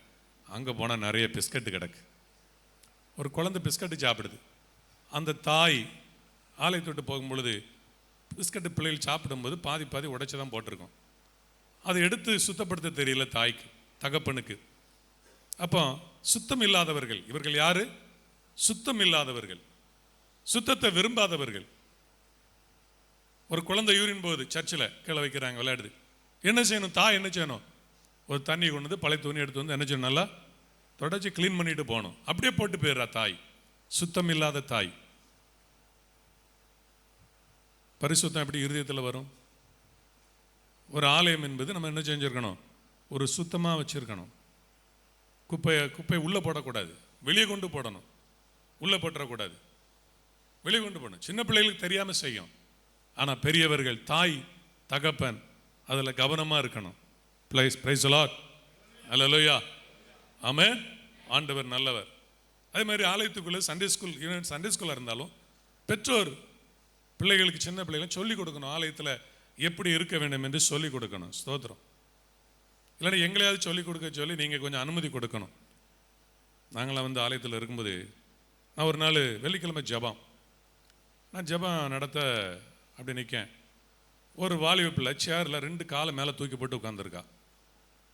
இப்படி சத்தம் போட்டேன், ஒரு சர்ச்சுக்குள்ளே எப்படி இருக்குன்னு உனக்கு ஒரு டீசன்சி தெரியலையே? நீ வேலை செய்கிற இடத்துல உன் மேனேஜர் முன்னால் இப்படி 2 காலை தூக்கி போட்டு சேரில் உட்காந்து ஏத்தால உட்காந்து பேசுவியா? ஒரு ஆலயத்துக்குள்ளே இருக்கிற ஒரு சின்ன நாலேஜ் கூட இல்லையே. ஸ்தோத்திரம். எங்களுக்கு என்ன செய்வாங்க தெரியுமா? நான் ரோமன் கேத்தலிக் பின்னணி. ஆலயத்தில் என்ன செய்வாங்கன்னா ஒழுங்காக உட்காரணும், நேர்மணால் பண்ணும். இல்லைன்னா சிஸ்டர்மார் வருவாங்க, அந்த நன்ஸ் இருக்காங்களா வருவாங்க, காதை பிடிச்சி திருக்கிடுவாங்க. அப்படி ஒரு திருக்குவாங்க. நேர் முழங்கால் படணும், ஒழுங்காக உட்காரணும். பக்கத்தில் இருக்கிறவனை கிள்ளுனதை பார்த்தாங்க, நம்ம 2 காதும் போயிடும். சேட்டை பண்ணக்கூடாது, கவனமாக இருக்கணும், ரொம்ப தெளிவாக இருக்கணும், கரெக்டாக இருக்கணும். ஆலயத்தில் இருக்கும் பொழுது எப்படி, அநேகர் இருக்கும் பொழுது எப்படி ஆராதனை நடக்கும் பொழுது எப்படி மரியாதை கொடுக்கணும், என்ன செய்யணும், ஏது செய்யணும்னு சொல்லி கரெக்டாக அப்படி செய்வாங்க. கரெக்ட் பண்ணுவாங்க, ரொம்ப நிறைய கரெக்ட் பண்ணுவாங்க. நம்ம ஒரு நேரம் கரெக்ட் பண்ணால் கரெக்ட் ஆயிடுவோமா? சின்ன பிள்ளை தானே, நம்ம வளரும் பொழுது சின்ன பிள்ளையில தான் வளர்கிறோம், கரெக்ட் ஆக மாட்டோம். ஆனால் கரெக்ட் பண்ணிக்கிட்டே இருப்பாங்க. திரும்ப நினைச்சுவாங்க, கரெக்ட் பண்ணிக்கிட்டே இருப்பாங்க, ரொம்ப கரெக்ட் பண்ணுவாங்க. அந்த ஆலயத்துக்குள்ளே இருக்கும் பொழுது எப்படி இருக்கணும், எப்படி நம்ம மதிக்கணும் அப்படிங்கிறத கரெக்ட் பண்ணுவாங்க. ஆனால் இன்னைக்கு நிறைய பேர் நமக்கு பல பின்னணியிலிருந்து வருவதனால தெரியாமல் இருக்கிறோம்.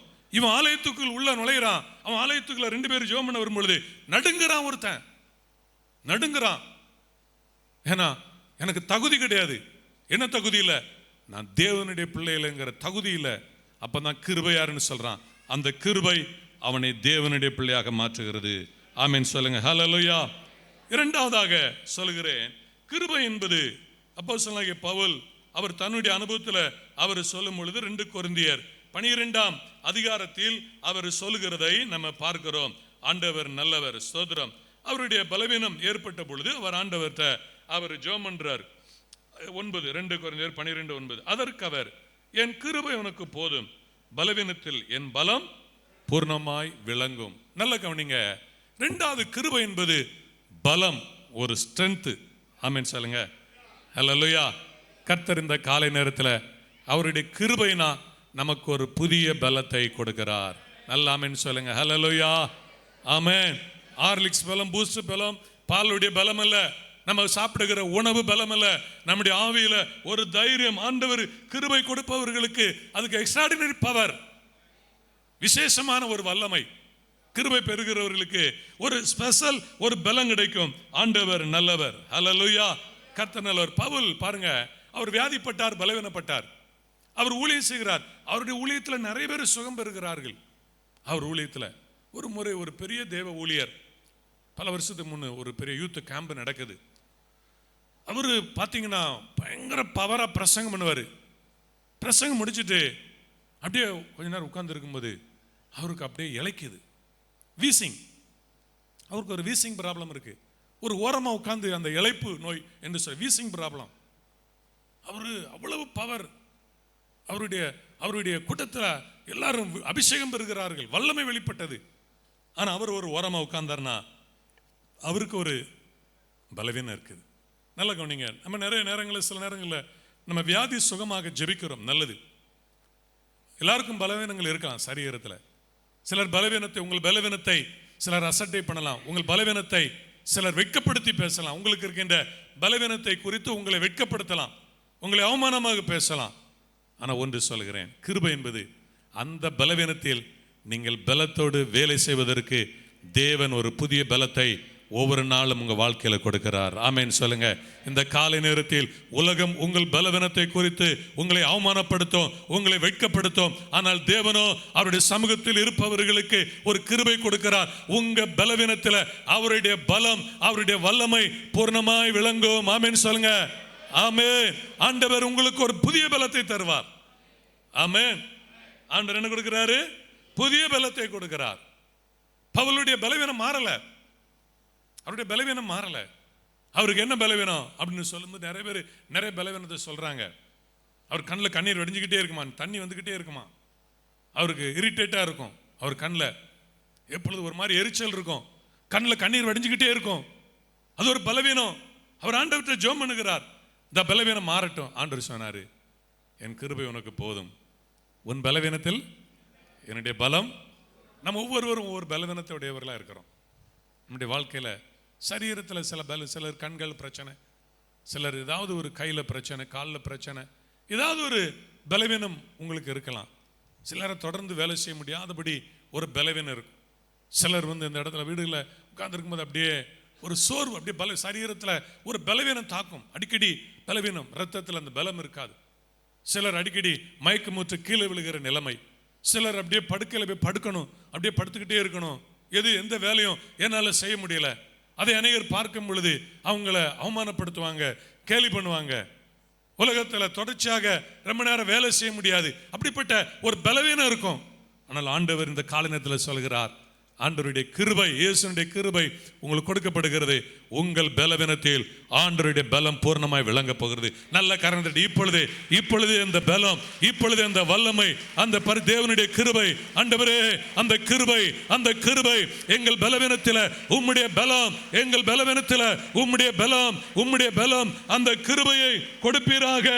ஆமென். ஹல்லேலூயா. முடியாததை முடிய செய்க வேண்டாம். முடியாதான்? ஆச்சரியமா இருக்கும். நமக்கு பலம் இருக்காது, முடியாது. ஆண்டவர் நல்லவர்.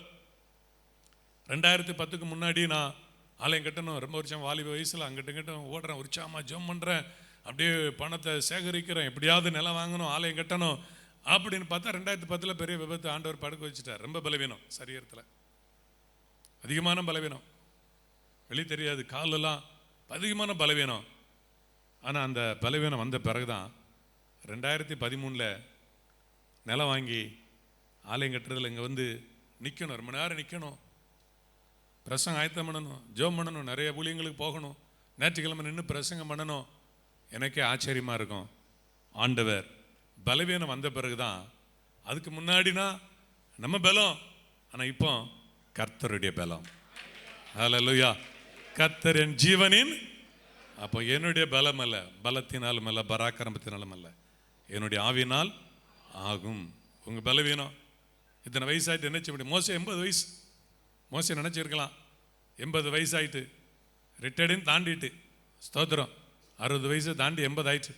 மோசேக்குன்னு ரிட்டையர்டு பென்ஷனே வரல, அரசாங்க நஷ்டத்தில் ஓடுது. 20 வருஷம் ஆகி என்ன வரல? ரிட்டையர்டு பென்ஷனே வரல. ரிட்டையர்டும் கொடுக்கல, ரிட்டையர்மெண்ட்டும் கொடுக்கல, ஒன்றும் கொடுக்கல, பென்ஷனே இல்லை. மோசே ஆடு மேய்ச்சிட்டு இருக்காரு. அப்போ தான் ஆண்டவர் வேலைக்கு கூப்பிடுறாரு. எத்தனை வயசில் கூப்பிடுறாரு? 80 வயசில் கூப்பிடுறாரு. 120 வயது வரை 80 வயசில் கூப்பிடுறாரு. விட்டா அங்கே போய் காணாலும் இன்னொரு 40 வருஷம் நல்லா வாழ்ந்துருப்பார். ஸ்தோத்திரம். நம்ம ஊரில் சொல்கிற மாதிரி இந்த கிளடி சீக்கிரம் போக மாட்டேக்க அப்படின்னு மோசையை பார்த்து சொல்ல முன்னாடி அவர் போயிட்டார். என்ன செஞ்சிட்டாரு? போய் சேர்ந்துட்டார். ஏன்னா 120 வயசில் அவர் ஸ்ட்ராங்காக தான் இருக்கார். அவர் பலவீனமாக இல்லை, அவர் எப்படி இருக்காரு? 80 வயசு. அப்போ அந்த 80 வயசு என்பது நல்லா கவனிக்கணும், அது மோசேயுடைய பலம் அல்ல, அது தேவனுடைய பலம். ஆமென் சொல்லுங்க. ஆமென். கர்த்தருடைய பலம். இந்த காலை நேரத்தில் உங்க வாழ்க்கையில ஏதோ மருந்து மாத்திரைகள் சாப்பிட்டு எப்படியோ, எனக்கு சிலர்லாம் பார்த்தீங்கன்னா எப்படி இருக்கிறீங்க, ஏதோ மருந்து மாத்திரைகள் ஏதோ ஓடுது அப்படிம்பாங்க. ஏதோ மாத்திரை சாப்பிட்டாதான் ஏதோ கதை கொஞ்சம் ஓடுது அப்படிங்கிறது சில மாதிரி. ஸ்தோத்திரம்.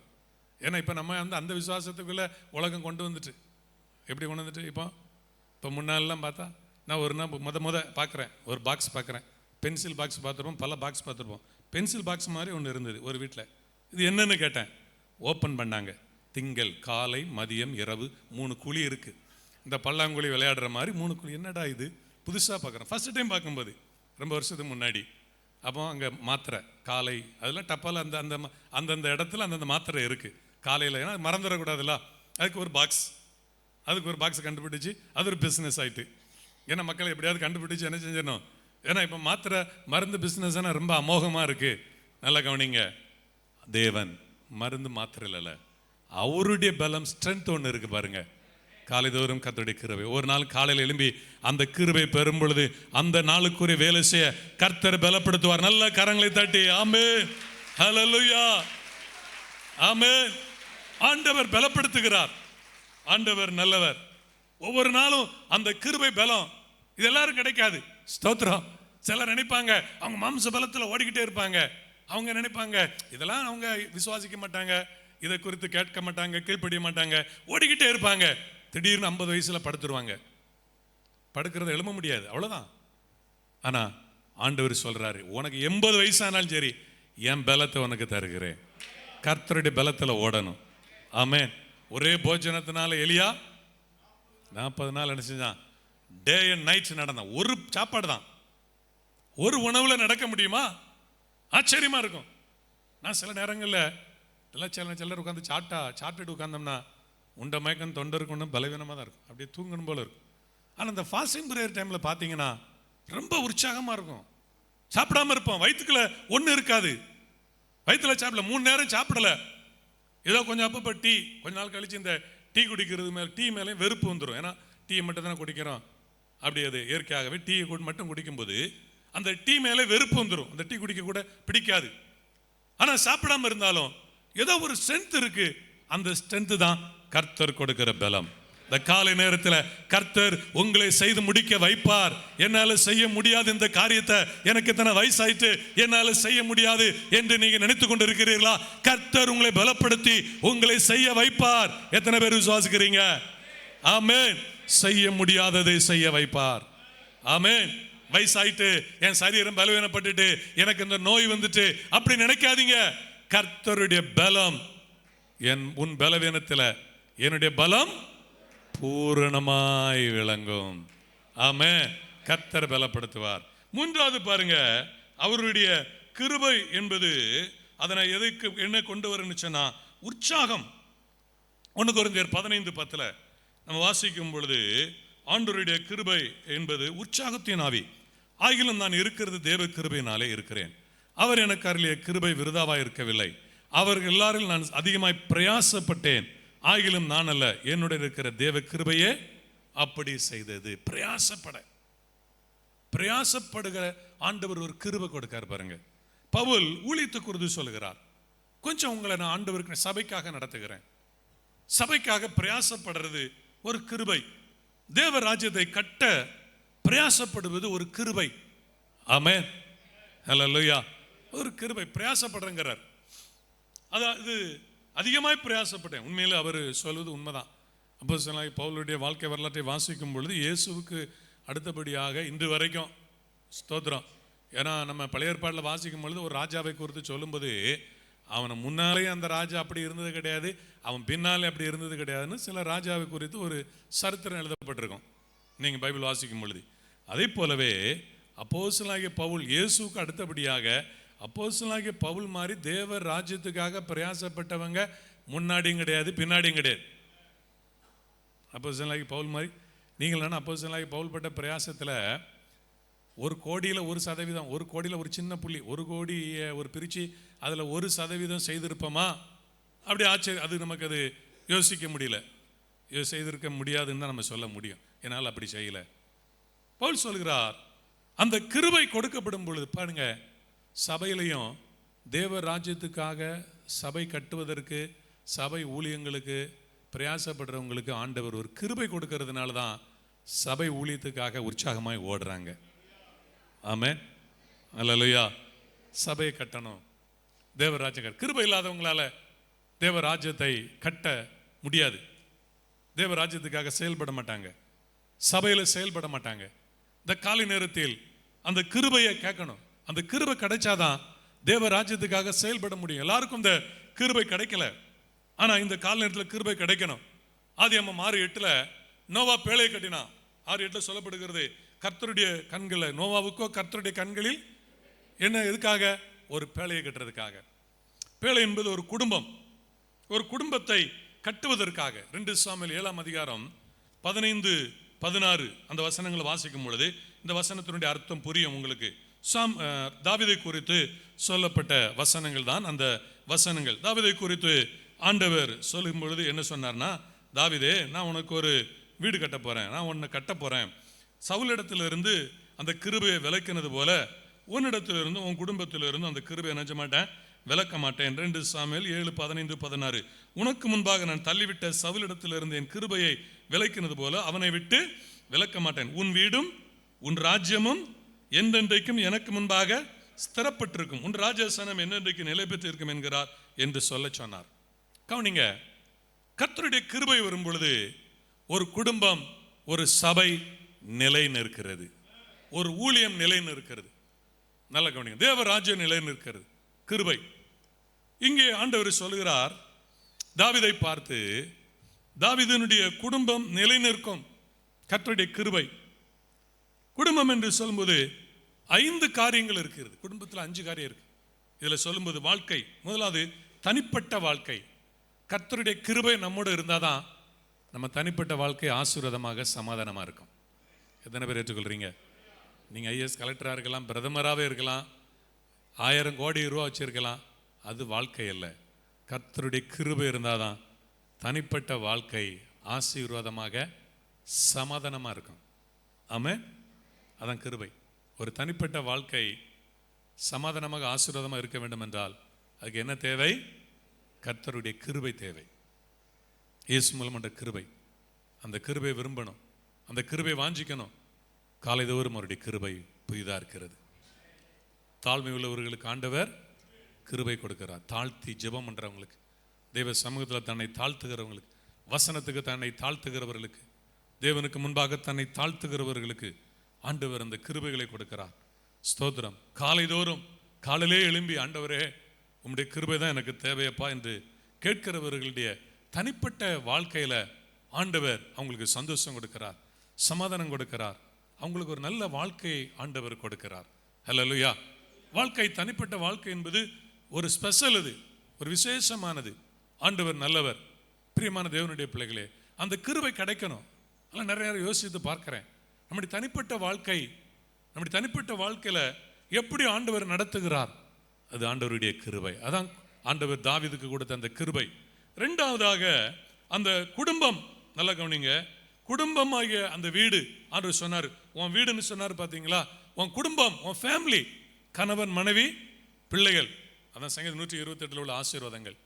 கர்த்தருக்கு பயப்படுகிற மனிதன் அவன் மனைவி வீட்டோரங்களில் கனிதரும் திராட்சை கொடியை போல் இருப்பான். உன் பிள்ளைகள் உன் பந்திய சுற்றிலும் ஒளியுமர். உன் கைகளின் பிரயாசத்தை நீ சாப்பிடுவாய், உனக்கு பாக்கியமும் நன்மையும் உண்டாயிருக்கும். கர்த்தர் சீயோனிலிருந்து உன்னை ஆசீர்வதிப்பார், நீ ஜீவனுள்ள நாளெல்லாம் எருசலேமின் வாழ்வை காண்பாய்.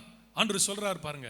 அந்த வாழ்க்கை, அந்த எருசலேமின் வாழ்வு என்று சொல்லும்போது அந்த குடும்பத்தில் சமாதானம், அதான் கிருபை. ஒரு குடும்பத்தில் கர்த்தருடைய கிருபை இல்லைனா அந்த கணவன் மனைவிக்கு நல்ல சமாதானம் இருக்காது. எப்போ பார்த்தாலும் சண்டை போட்டுக்கிட்டே இருப்பாங்க, ஒரு ஐக்கியம் இருக்காது. பிள்ளைகள் வாழ்க்கையில் பிள்ளைகள் சண்டை போடுறது இப்படியே இருப்பாங்க, ஒரு சமாதானம் இருக்காது. கருத்து வேறுபாடுகள் வரும், சண்டை வரும். அதுக்காக ஒரு வீட்டுக்குள்ள சண்டையே வராதுன்னு கிடையாது. சண்டை ஒரு பிரச்சனை வரும், ஆனாலும் என்ன செஞ்சிருவாங்க, ஒன்று கூடிடுவாங்க. அடுத்து என்ன செஞ்சிருவாங்க, நெக்ஸ்ட் ஒருத்தருக்கு ஒருத்தர் நினைச்சுவாங்க, விட்டு கொடுத்து ஒன்று. அதுதான் கர்த்தருடைய கிருபை. அதான் கர்த்தருடைய கிருபை. அந்த குடும்பத்தில் கிருபை இல்லைன்னா அந்த குடும்பம் சமாதானமாக இருக்காது. அந்த வீடுல வந்து சந்தோஷம் இருக்காது. அந்த பிள்ளைகள் வாழ்க்கையில ஒரு சந்தோஷம் இருக்காது. பிள்ளைகள் அப்பா அம்மா பார்த்தே வளருவாங்க, அப்பா அம்மா பார்த்தே வளருவாங்க. அவங்க வாழ்க்கையில் வந்து நிறைய பிள்ளைகளை பார்க்கும்போது ஒரு குறிப்பிட்ட வயது வரும்போது திருமணம் செய்ய மாட்டேன்னு சொல்லி பிடிவாதம் பண்ண காரணம் சில நேரங்களில் அந்த பெற்றோர் அடிக்கடி சண்டை போடுறதை பார்க்குறோம். அவங்க என்ன செய்வாங்க, அவங்க சண்டை போடுவாங்க. சில வீடுகளில் கணவன் மனைவி அடிக்கிறத பார்க்குறாங்க. உடனே இந்த வாழ்க்கை எங்களுக்கு வேண்டாம், இதுதான் வாழ்க்கையா அப்படின்னு அவங்க தப்பா புரிந்து கொள்கிறார்கள். அப்படி நிறைய பேர் நினைக்காங்க. ஆனா தேவனுடைய கிருபை என்பது அந்த குடும்பம், அது ஒரு குட்டி பரலோகம். அல்லேலூயா. அது ஒரு குட்டி பரலோகம், அதான் வாழ்க்கை, அதான் கிருபை. ஆண்டவர் என்ன செய்றாரு, கிருபை கொடுக்கிறார். மூணாவது பாருங்க, கட்டடமாகிய வீடு. அது மூணாவது சொல்லலாம், அது ஒரு கிருபை. ஆண்டவர் ஒரு நல்ல வீட்டை கொடுப்பது, அது ஒரு கிருபை தான். ஒரு கட்டடமாகிய வீடு.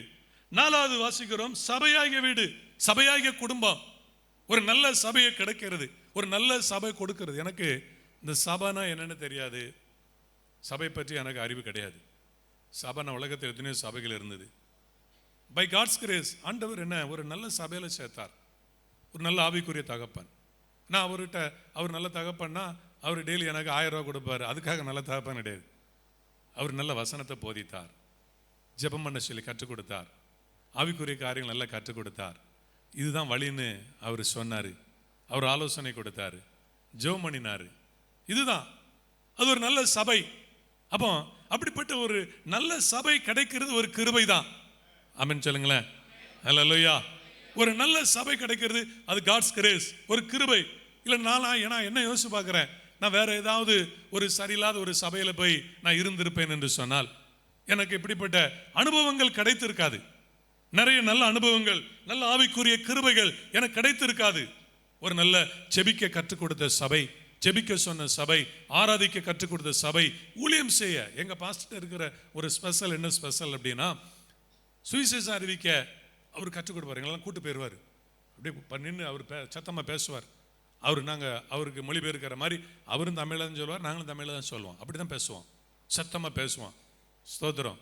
தொண்டெல்லாம் நமக்கெல்லாம் தொண்டெல்லாம் திறந்துடும். ஸ்தோத்திரம். என் தொண்டெல்லாம் திறந்தது அப்படி தான். ரோட்டில் நின்று அப்போல்லாம் மைக் வச்சு பேச மாட்டோம், சத்தமாக மைக் இல்லாமல் சத்தமாக பேசுவோம். ஸ்தோத்திரம். இப்போ மைக் இல்லைன்னா கூட ஒருவேளை பால் கணிக்க வேணா கேட்காம இருக்கலாம், கீழே வர நான் மைக் இல்லாமல் பேசினா எல்லாருக்கும் கேட்கும். இந்த தொண்டை திறக்க காரணம் என்ன தெரியுமா? ரோட்டில் நின்று சுவிசேஷத்தை சத்தமாக அறிவிப்போம், சத்தமாக பாட்டு படிப்போம். ஸ்தோத்திரம். இப்போ பிள்ளைலாம் பாட்டு படிக்க சொல்லுங்க. இந்த செத்தவங்க கையில் வெத்தலை கொடுத்த மாதிரி, அதுவும் கையை தட்ட தெரியல, இப்படி ரெண்டு லேசாக முணுமுணுத்துட்டு உட்காந்துருக்கு. நல்ல பாட்டு வர வேண்டாமா? ஸ்தோத்திரம். ஆமேன்னு சொல்லுங்க. நல்ல ஆராதனை வரணும். இதனால் முன்னால் உட்காந்தா நமக்கு ஒரே கண்டுபிடிச்சா, இப்போ வாலிபெல்லாம் பின்னால் உட்கார ஆரம்பிக்குது, பின்னால் எஸ்கேப் ஆகுது. பெற்றோர்கள் அடுத்த வாரம் என்ன செஞ்சணும், காது பிடிச்சி 2 திருத்துறி முன்னால் கொண்டு உட்கார வச்சிடணும். Price the Lord. ஏன்னா முன்னால் உட்கார வச்சா பின்னாலனா என்னது, அந்த அவங்க இஸ்ரவேல் ஜனங்கள் ஒரு முறை முன்னால் செங்கடல், பின்னால் பார்வன் மாதிரி நீங்கள் பின்னால் இருக்கணும், முன்னால் நாங்கள் இருப்போம். இடையில கடந்து அவன் ஒரு வழி ஆயிடுவான். Price the Lord. ஒரு வழி பண்ணணும்ல. ஸ்தோத்திரம். அவங்க இல்லாதனால தான் சொல்கிறேன் தைரியமா. அவங்கள என்ன செய்யணும், ஒரு வழி இப்போ ஆராதிக்கணும், முழங்கால் போட்டு கையை தூக்கு, இதெல்லாம் கற்றுக் கொடுக்கணும். அவன் சொல்வான் இப்போ ஒரு மாதிரி தான் இருக்கும். ஆனால் இப்போ சில வாலிபர்கள் பின்னால் உட்காந்து ஓடி ஒளிஞ்சி அப்படியே ஒளிய பார்க்காங்க. ஆனால் அப்படியே நாங்களாம் ஓடி ஒளிய மாட்டோம். அந்த நாட்களில் முன்னால் தான் உட்காந்துருப்போம். எங்கள் பாஸ்டர் அவர் தள்ள கொட்டுவார், எல்லாம் செய்வார் அவர். ஆனால் ஒரு காலத்தில் ஒரு 20 வருஷம் கழிச்சு பாருங்கள், ஸ்கூலுடைய அருமை, ஒரு மனிதன் படிக்காமல் கஷ்டப்படும் போது அவனுக்கு ஸ்கூலுடைய அருமை தெரியும். அதே மாதிரி சபையில் சத்தியத்தினுடைய அருமை எப்போ தெரியுமா? ஸ்தோத்திரம். நீதிமொழிகள் வசனம் இருக்குது, நீதிமொழிகள் இருக்குது. ஐயோ போதகத்தை நான் வெறுத்தேனே, என் போதகர் சொல்ல தட்டினேனே. எப்போ கையங்காலம் ஒத்த கால் விளங்காமல் படுக்கையில் படுத்திருக்கும் போது தான் தெரியும். 50 வயசில் ஸ்ட்ரோக் வந்து ஒத்த கால் விளங்காமல் படுத்திருக்கும் போது தான் பாஸ்டர் ஒழுங்காக ஜோமான வர சொன்னார, உபாசத்துக்கு வர சொன்னார, வாலிபன் நாளில் இதெல்லாம் செய்யலையே, ஏமாத்தினேனே, ஓடி ஒளிஞ்சனே, இதெல்லாம் என்ன செஞ்சேன், எஸ்கேப் ஆனேனே, ஊரெல்லாம் சுத்தினேனே. இப்போ ஐயோ போதகத்தை நான் வெறுத்தேனே, கடிந்து கொள்ளுதல் என் மனம் அலட்சியம் பண்ணினதே, என் போதகர் சொல்லதை கேளாமலும் எனக்கு உபதேசம் பண்ணினவர்களுக்கு என் செவியை சாயாமலும் போனேனே. இப்போ என்ன வருது, கண்ணீர் வருது. அங்கே எழுதப்பட்டிருக்கு. இப்போ என்னது, சபைக்குள்ளும் சங்கத்துக்குள்ளும் கொஞ்சம் குறைய எல்லா தீமைக்கும் உள்ளானனே என்று முறையிடுவாய். இப்போ முறைப்பான், அதனால் ஒரு நாள் முறையிடுவான். ஊழியக்காரனை முறைக்காத, நீ ஒரு நாள் முறையிடுவாய். அப்பா அம்மாவை முறைக்காத, நீ ஒரு நாள் முறையிடுவாய். ஆசிரியரை முறைக்காத, ஒரு நாளில் முறையிடுவாய். பெரியவர்களை முறைக்காத, ஒரு நாள் முறையிடுவாய். Praise the Lord. Praise the Lord. Hallelujah. கர்த்தர் நல்லவர், இயேசு நல்லவர். அப்போ கவனிங்க, சபையாக வீடு ரொம்ப முக்கியம். நானோ தேவனுடைய ஆலயத்தில் பச்சையான ஒலிவ மரத்தை போல் இருக்கிறேன். அவன் சொல்றான், நானும் தேவனுடைய ஆலயத்துக்குள்ள இருந்தால் தான் அந்த ஒலிவ மரம் பச்சையாக இருக்கும். நீ தேவனுடைய ஆலயத்தில் இருந்தால் பச்சை என்பது செழிப்பு. உன் ஆவியில் ஆத்மால சரீரத்தில் செழிப்பு சொல்லுறது. தேவனுடைய ஆலயத்தில் ஒழுங்காக இருந்தால் தான் என்ன இருக்கும், செழிப்பு இருக்கும். ஆமென். ஆண்டவர் நல்லவர். அடுத்து பரலோகமாகிய வீடு. கைவேலையல்லாத வீடு பரலோகத்தில் நமக்கு இருக்கு. இந்த 5 வீடும் ஒழுங்கா நமக்கு கிடைக்கணும்னா கர்த்தருடைய கிருபை தேவை. ஹல்லேலூயா. கடைசியாக சொல்லி முடிக்கிறேன். ஆதியாகமம் 39:21. யோசேப்புக்கு கர்த்தருடைய கண்களுக்கு கிருபை கிடைத்தது. மேற்கொள்ளுகிற ஆவி, பாவத்தை மேற்கொள்ளுகிற அந்த கிருபை. நல்ல கவனிங்க, பாவம் இல்லாத வாழ்க்கை வாழ நம்ம மாம்சத்துல முடியாது. ஆண்டவருடைய கிருபை இருந்தாதான் இது பாவம், இதை செய்யக்கூடாது, இது தவறு, நான் அதுக்கு உடன்பட மாட்டேன் என்கிற ஒரு தைரியம் வரும். ஆமென் சொல்லுங்க. கிருபை இல்லாதவர்கள் பாவத்துக்கு உடன்படுவாங்க, பாவத்துக்கு ஒத்து போயிருவாங்க. கிருபை உள்ளவர்கள், கர்த்தருடைய கிருபை பெற்றவர்கள் பாவத்துக்கு எதிர்ப்பார்கள், பாவத்தை மேற்கொள்வார்கள். அந்த ஸ்பிரிட் உங்களுக்கு வந்துடும். அதான் கிருபை. கிருபைக்கு அர்த்தம் அதுதான். கிருபைனா என்ன? யோசேப்பு கர்த்தருடைய கண்களுக்கு கிருபை கிடைத்தது. அப்ப புதிய ஏற்பாடுல அப்போஸ்தலர் நடவடிக்கையில பரிசுத்த ஆவியின் அபிஷேகத்தை பெற்ற பிறகு அவங்க பாவத்தை எதிர்த்தார்கள், மேற்கொண்டார்கள், அதுக்கு உடன்படல. பேதுரு மறுதலித்தான் அபிஷேகம் பெற முன்னகுட்டி. ஆனா அந்த கிருபை கிடைச்ச பிறகு அவன் எழும்பினு தைரியமா சாட்சி சொல்றான். பாருங்க, இயேசு உயிர்த்து எழுந்தார்னு சாட்சி சொல்றான். அல்லேலூயா. அதான் கிருபை. அதான் என்னது? கிருபை. அந்த கிருபை யோசேப்பு கிடைத்தது. அப்போ கிருபை நம்மை பாவத்தை மேற்கொள்ள வைக்கிறது. அப்ப பாவம் செய்யாம இருக்க முடியல. நிறைய பேர் சொல்லுவாங்க, பாவம் செய்யாம இருக்க முடியல, தப்பு பண்ணாம இருக்க முடியல. அப்படிலாம் வாழ முடியுமா இந்த காலகட்டத்தில்? இப்படிப்பட்ட ஒரு உலகத்தில் எப்படி நான் தப்பு செய்யாம, நான் போய் சொல்லாம, நான் திருடாம, நான் ஏமாற்றாம, நான் விபச்சாரம் செய்யாம, நான் மதுபானம் குடிக்காம எப்படி வாழ முடியும் அப்படின்னு சில பேர் கேட்பாங்க. உனக்கு கிருபை இல்லைன்னா வாழ முடியாது. கிருபை இல்லைன்னா முடியாது. கிருபை இல்லைன்னா டாஸ்மாக்கு போவ, கிருபை இருந்தா சர்ச்சில் வந்து ஆவியில நிறைவ, இங்க ஆவியில நிரம்புவ. கிருபை இல்லைன்னா டாஸ்மாக்கில் பணம் கொடுத்து போய் கடைசியில் கல்லீரல் கட்டு, மண்ணீரல் கட்டு, எல்லா ஈரலும் கட்டு, மண்ணுக்குள்ள சீக்கிரம் போயிடுவேன். அதுதான் கிருபை இல்லாத நிலைமை. கிருபை இருக்குன்னா ஆண்டவர் பாவத்தை மேற்கொள்ள கிருபை கொடுப்பார். ஏன்னா ஆண்டவர் தான் கூட இருக்காரு, கூட இருந்து நடத்துகிறார். அந்த வசனத்தை வாசிக்கும் பொழுது அதுல வெறும் கிருபை மட்டும் கிடையாது. அந்த ஆதியாகமம் 39:21 கர்த்தரோ யோசேப்போட கிருபை கூட இருக்குன்னா கர்த்தர் கூட இருக்காருன்னு அர்த்தம். கர்த்தர் கூட இருந்து கையை பிடிப்பாரு, லேசா கண்ணை அங்க பார்க்கதான் அப்படியே தலையை திருப்புவாரு. Price the Lord. கால் அங்க பக்கம் வைக்கிறேன்னு நினைச்சுவாரு, கால் அப்படி திருப்புவார், திருத்துவார். போதகம் எப்படி இருமா? உங்கள் காதுகளில் இதுவே வழி என்று பேசுகிற சத்தம் ஆவியானவர் பேசுவார். காதுல துணிக்கும், உள்ளத்துல உணர்வு உண்டாகும். ஓ தப்பு, இந்த உணர்வு என்ன செஞ்சு உள்ளத்துல உண்டாகிறது. அப்படி இந்த பக்கம் போ போ அப்படின்னு சொல்லி திருத்துகிறார், திருப்புவார். அந்த திருத்தப்படுகிறவர்களுக்கு கிருபை. நல்ல கரங்களத்தில் சொல்லுங்க அல்லேலூயா. கடந்த நாட்களில் இந்த யூத் கேம்ப்ல ஒரு சாட்சி சொல்லி முடிக்கிறேன். ஸ்டீவ் ஆசிர்ங்கிற பாஸ்டர், பாண்டிச்சேரி, அவங்க அப்பா பாஸ்டர் ஆசிர், அவர் கர்த்தருக்குள் மரித்து விட்டார். அவங்களுடைய பையன் ஒரு 40-45 வயசு, அவருடைய சாட்சி. அவர் வந்து சாட்சி சொல்லும்போது வாலிப நாளில் ஸ்கூலில் காலேஜில் எல்லாரும் அவரை பரியாசம் பண்ணுவாங்களாம். ஆம்பளை பிள்ளைகள் பொம்பளை பிள்ளைலாம் அப்படி 2 சைடு கியூவில் நின்று கைத்தட்டி இந்த பாஸ்டர் ஐயா வந்துட்டாருன்னு சொல்லி கைத்தட்டுவாங்களாம். அப்படி அவரை பரியாசம் பண்ணுவாங்க, கேலி பண்ணுவாங்க. ஆனால் அவரோ அந்த சின்ன வயசுல, வாலிப வயசுல பரிசுத்த ஆவியினால் நிரப்பப்பட்டு, வல்லமையால் நிரப்பப்பட்டு ஆண்டவருக்கு சாட்சியாக வாழ்ந்தார். ஸ்கூலில் காலேஜில் எல்லா பிள்ளைகளும் தப்பு பண்ணும்போது இவர் தப்பு பண்ணலை. அப்படி வாழ்ந்த அந்த ஒரு மனிதன் இன்னைக்கு வயசு அவருக்கு ஒரு 40 45 வயசுல இருக்கணும் என்னுடைய கணிப்பு. ஸ்தோத்திரம். இன்னைக்கு அவர் அந்த பாண்டிச்சேரியில் 3000 பேர் 4000 பேர் உள்ள சபைக்கு தலைமை போதகர், சீனியர் பாஸ்டர். அல்லேலூயா. அவங்க சர்ச்சு ஒரு மெயின், நான் அவங்க சர்ச்சுக்கு போயிருக்கிறேன். ஒரு மெயின் இடத்துக்குள்ள, அது ரொம்ப டஞ்சனான ஏரியாவாக இருக்கும், அப்படியே ஃபுல்லாக டிராஃபிக். மெயின் இடத்துக்குள்ள பாண்டிச்சேரிக்குள்ளே அவங்க சர்ச்சு இருக்கும். ஆனால் இப்போ அவர் சொன்னார், அவுட்டரில் 5 ஏக்கர் இடம் வாங்கிட்டேன் பாஸ்டர். அவுட்டரில் எத்தனை ஏக்கரு? ஒரு பெரிய சர்ச்சை கேட்டால் 5 ஏக்கர் இப்போ வாங்கியிருக்கிறேன். உங்களை மாதிரி நீங்கள் அங்கே வந்து பார்த்தாரு. நான் ஒரு மாதிரி சபைக்கு போகும்போது சில சாட்சியில் சொன்னோன்னே எப்படியாவது பார்க்கணுன்னு ஆசைப்பட்டேன் பாஸ்டர். வந்து பார்த்தேன். அவர் இங்கே வந்து அவர் சொன்னார் 5 ஏக்கர் அவர் இடம் வாங்கியிருக்கிறேன்னு சொல்லும்போது, அப்போ கவனித்து பார்த்தீங்கன்னா என்னென்னா, அந்த கிருபை பாவத்தை மேற்கொள்ளும்போது, பாவம் இல்லாத வாழ்க்கையினால சிலர் நினைப்பாங்கன்னா இதெல்லாம் ஒரு வாழ்க்கையாக நினைப்பான். ஆனால் அந்த உண்மை பரிசுத்த வாழ்க்கை ஒரு காலத்தில் ஒரு உன்னத இடத்துல கொண்டு உட்கார வைக்கிறது, ஒரு உயர்ந்த இடத்துல வைக்கிறது. ஆமென். இன்றைக்கி வாலிபர்கள் இந்த இடத்துல இல்லை, அவங்களுக்கு என்னால் சொல்ல முடியல. ஒருவேளை ஒரு காலத்தில் சொல்ல முடியும். உண்மையாக இருந்தனா அவங்களை ஆண்டவர் உன்னதத்தில் வைப்பார். ஆமென். ஹல்லேலூயா. இந்த கிருபை யோசேப்பை உன்னதத்தில் வைத்தது போல இந்த கிருபைக்கு நீங்க உண்மையா இருந்தீங்கன்னா உங்களை உன்னதத்தில் இந்த கிருபை கொண்டு போய் சேர்க்கும், ஒரு உன்னதத்தில் வைக்கும். ஆமென். கண்களை மூடி ஜெபிக்க போகிறோம் இந்த கால நேரத்தில். ஆமென். ஹல்லேலூயா.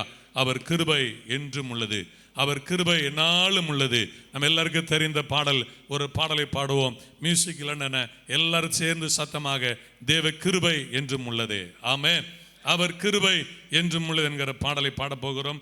ஒருவேளை ஸ்கிரீன்ல அவங்க போட்டாங்கன்னா எல்லாரும் சேர்ந்து நம்ம இணைந்து நல்ல கரங்களை தட்டி நம்ம பாட போகிறோம். ஹல்லேலூயா. தேவ கிருபை என்றும் உள்ளதே, அவர் கிருபை, அவரை போற்றி துதித்து பாடி அல்லேலூயா என்றார் பரிப்போம். அவரை போற்றி துதித்து பாடி அல்லேலூயா என்றார் பரிப்போம். நெருக்கப்பட்டோம் மடிந்திடாமல் கர்த்தர்தாம் நம்மை காத்ததாலே, நெருக்கப்பட்டோம் மடிந்தி சொல்லுங்க எல்லாரும், கர்த்தர்தாம். எல்லாரும் வாய் திறந்து அறிக்கையிட்டு சொல்லுங்க. அவர் நல்லவர், அவர் வல்லவர், அவர் கிருபை என்றும் உள்ளது. இயேசு நல்லவர், இயேசு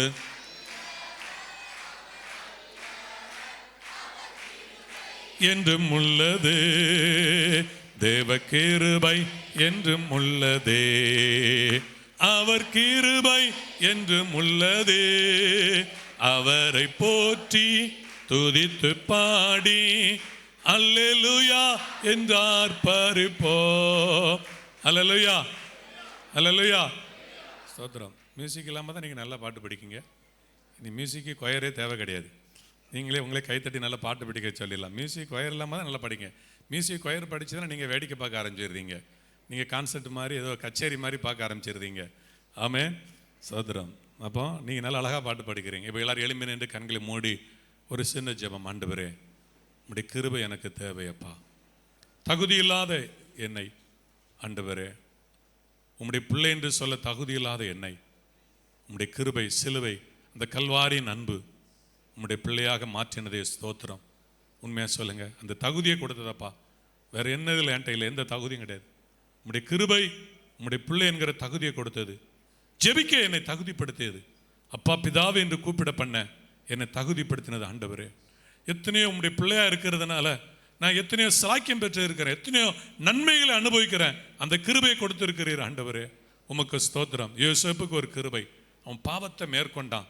அந்த கிருபை தேவை ஆண்டவரே. ஆண்டவரே, அந்த கிருபை எனக்கு தேவை. யோசேப்புக்கு அந்த பாவத்தை மேற்கொள்ள, பாவத்தை வெறுத்து அதை எதிர்க்கக்கூடிய ஒரு கிருபை கொடுத்தது போல யோசேப்பு அன்னைக்கு பாவத்தில் விழுந்திருந்தா அவன் தேசத்தில் ஒரு அதிகாரியாக உயர்த்தப்பட்டிருக்க முடியாது. அவன் வாழ்க்கை அழிந்திருக்கும். நாங்களும் அப்படிப்பட்ட நிலையில போயிருப்போம் என்றால் அழிந்திருப்போம். அதை நினைச்சோம். ஆனா இன்றைக்கு ஆண்டவரே நம்முடைய சமூகத்தை கொண்டு வந்திருக்கிறீங்க. அந்த கிருபையை கொடுங்க ஆண்டவரே. எல்லாவற்றையும் செய்ய ஒரு கிருபையை தாங்கப்பா. உன்னுடைய பலவீனத்தில் என்னுடைய பலம் பூர்ணமாய் விளங்கும். நல்ல கரங்களை தட்டி ஒரு முறை கூட ஆண்டவருடைய பலம் இந்த நேரத்தில் ஒரு பரிசுத்தாவின் வல்லமை, அந்த பலம் ஆண்டவர் சொன்ன புதிய ஏற்பட்ட ஒரு புதிய பலத்தை கொடுக்கிறார். உங்க கைகளில் ஒரு புதிய பலம் இறங்குறது, உங்க ஆவியில ஒரு புதிய பலம், உங்க மாம்சத்தில், உங்க கால்களில், உங்கள் தலையில, உங்கள் பலவீன பகுதியில், எந்த இடத்துல பலவீனம் இருந்தாலும் அந்த முதுகு பகுதியில், எலும்பு பகுதியில், நரம்புல இப்பொழுதே ஒரு வல்லமை, இப்பொழுதே ஒரு வல்லமை, இப்பொழுதே ஒரு வல்லமை. செயல்படாத பகுதிகள் இயேசு நாமத்தில் செயல்படட்டும். ஆமென். உறுப்புகள் ஒரு பலத்தை தாங்கப்பா. ஆமென். ஹல்லேலூயா. முதிர் வயதிலும் பசுமையும் புஷ்டியுமாய் இருப்பார்கள் என்று வார்த்தை சொல்கிறது ஆண்டவரே. இது உம்முடைய உன்னத பலத்தை கொடுங்கப்பா. சோர்வின் ஆவி அகற்றுங்க. உம்முடைய கிருபை என்னாலும் உள்ளது. உம்முடைய கிருபைக்காக கெஞ்சுகிறோம், இரக்கம் செய்யுங்கப்பா. கர்த்தர் நல்லவர், அவரை துதியுங்கள், அவர் கிருபை என்றும் உள்ளது. நான் கிருபை விலக்க மாட்டேன் என்று சொன்னீங்க ஆண்டவரே. உம்முடைய கிருபை எங்களை விட்டு விலக்காமல் நடத்துங்க ஆண்டவரே. ஒவ்வொருவரை விட்டு விலக்காமல் நடத்துங்க. நான் உன்னை விட்டு விலகுவதும் இல்லை, உன்னை கைவிடுவதில்லை என்ற வசனத்தின்படி நீங்க ஒவ்வொருவரையும் நடத்துங்கப்பா. உம்முடைய கிருபை கூட இருக்கட்டும். அன்றைக்கு மோசே சொன்னா, ஆண்டவரே உம்முடைய கண்களில் எனக்கு கிருபை கிடைத்ததானால் உம்முடைய சமூகம் எங்களுக்கு முன்பாக செல்ல வேண்டும். உம்முடைய கண்கள் எங்களுக்கு கிருபை வேண்டும். எங்கள் குடும்பத்தை நடத்தணும், எங்கள் தொழிலை நடத்தணும், எங்கள் சபையை நடத்தணும். உடைய ராஜ்யத்தை கட்ட பவுல் சொல்லும் பொழுது, நான் பிரயாசப்பட்டேன், தெய்வ கிருபையினால் பிரயாசப்பட்டேன். சபைக்காக பிரயாசப்படணும், உடைய ராஜ்யத்துக்காக நாங்கள் ஒவ்வொருவரும் பிரயாசப்படணும். அந்த கிருபையை தாங்கப்பா. சபை வளர, உடைய ராஜ்யம் கட்டப்பட நாங்கள் பிரயாசப்பட கிருபை கொடுங்க. எங்களை பலப்படுத்துங்க. ஜெபிக்க நல்ல கிருபை கொடுப்பீராக. ஒவ்வொரு காரியத்திலும் நாங்கள் செய்கிற ஒவ்வொரு காரியத்திலும் ஆண்டவருடைய கிருபை வெளிப்பட்டு நாங்கள் செய்வதற்கு வேண்டிய ஞானத்தையும் பலத்தையும் சுகத்தையும் தருவீராக. இந்த ஆராதனையில் பங்கெடுத்த ஒவ்வொருவரையும் அவங்க குடும்பத்தையும் ஆசீர்வதிங்க. நிறைவான நன்மைகளை கொடுங்க, வழி நடத்துங்க. அற்புதங்கள் நடக்கட்டும், பிரயாணங்களை பாதுகாப்பு இருக்கட்டும். யெகோவா ஈரே தேவைகளை சந்திப்பீராக. உம்முடைய கிருபை எல்லாவற்றையும் பூர்த்தியாக்கட்டும் ஆண்டவரே. குடும்பங்களில் சமாதானம் உம்முடைய கிருபையினால, குடும்பத்தில் கணவன் மனைவி ஐக்கியம், பிள்ளைகள் நல்ல ஐக்கியம், ஒருவருக்கு இருக்கிற பிரிவினை ஆவி விலகி போகட்டும் ஆண்டவரே. தெய்வ சமாதானத்தால் நிரப்புங்க. பிள்ளைகள் உம்முடைய கிருபையினால் பலப்படணும். ஆமேன். குமாரனாகிய தீமோத்தேயே, கர்த்தருடைய கிருபையில பலப்படு ஆண்டவரே, கிருபையில பெருகுவீர்களாக. ஆமேன் என்ற வசனத்தின்படி ஒவ்வொருவரும் கிருபையில் பலப்பட, கிருபையில் பெருக உதவி செய்வீராக. ஒவ்வொருவரையும் பிதா குமாரன் பரிசுத்த ஆவி நாமத்தில் ஆசீர்வதித்து ஜெபிக்கிறோம், இயேசுவின் நாமத்தில் பிதாவே, ஆமென். நம்முடைய கர்த்தராகிய இயேசு கிறிஸ்துவின் கிருபை, பிதாவாகிய தேவனுடைய அன்பு, பரிசுத்த ஆவியானவருடைய ஐக்கியம் நம் அனைவரோடு கூட, உலகமெங்கும் இருக்கின்ற சகல பரிசுத்தவான்களோடு கூட என்றென்றைக்கு நிலைத்திருப்பதாக. ஆமென். சேர்ந்து சொல்லுவோம். என் ஆத்துமாவே, என் ஆத்துமாவே கர்த்தரை ஸ்தோத்திரி, கர்த்தர் செய்த சகல உபகாரங்களை மறவாதே.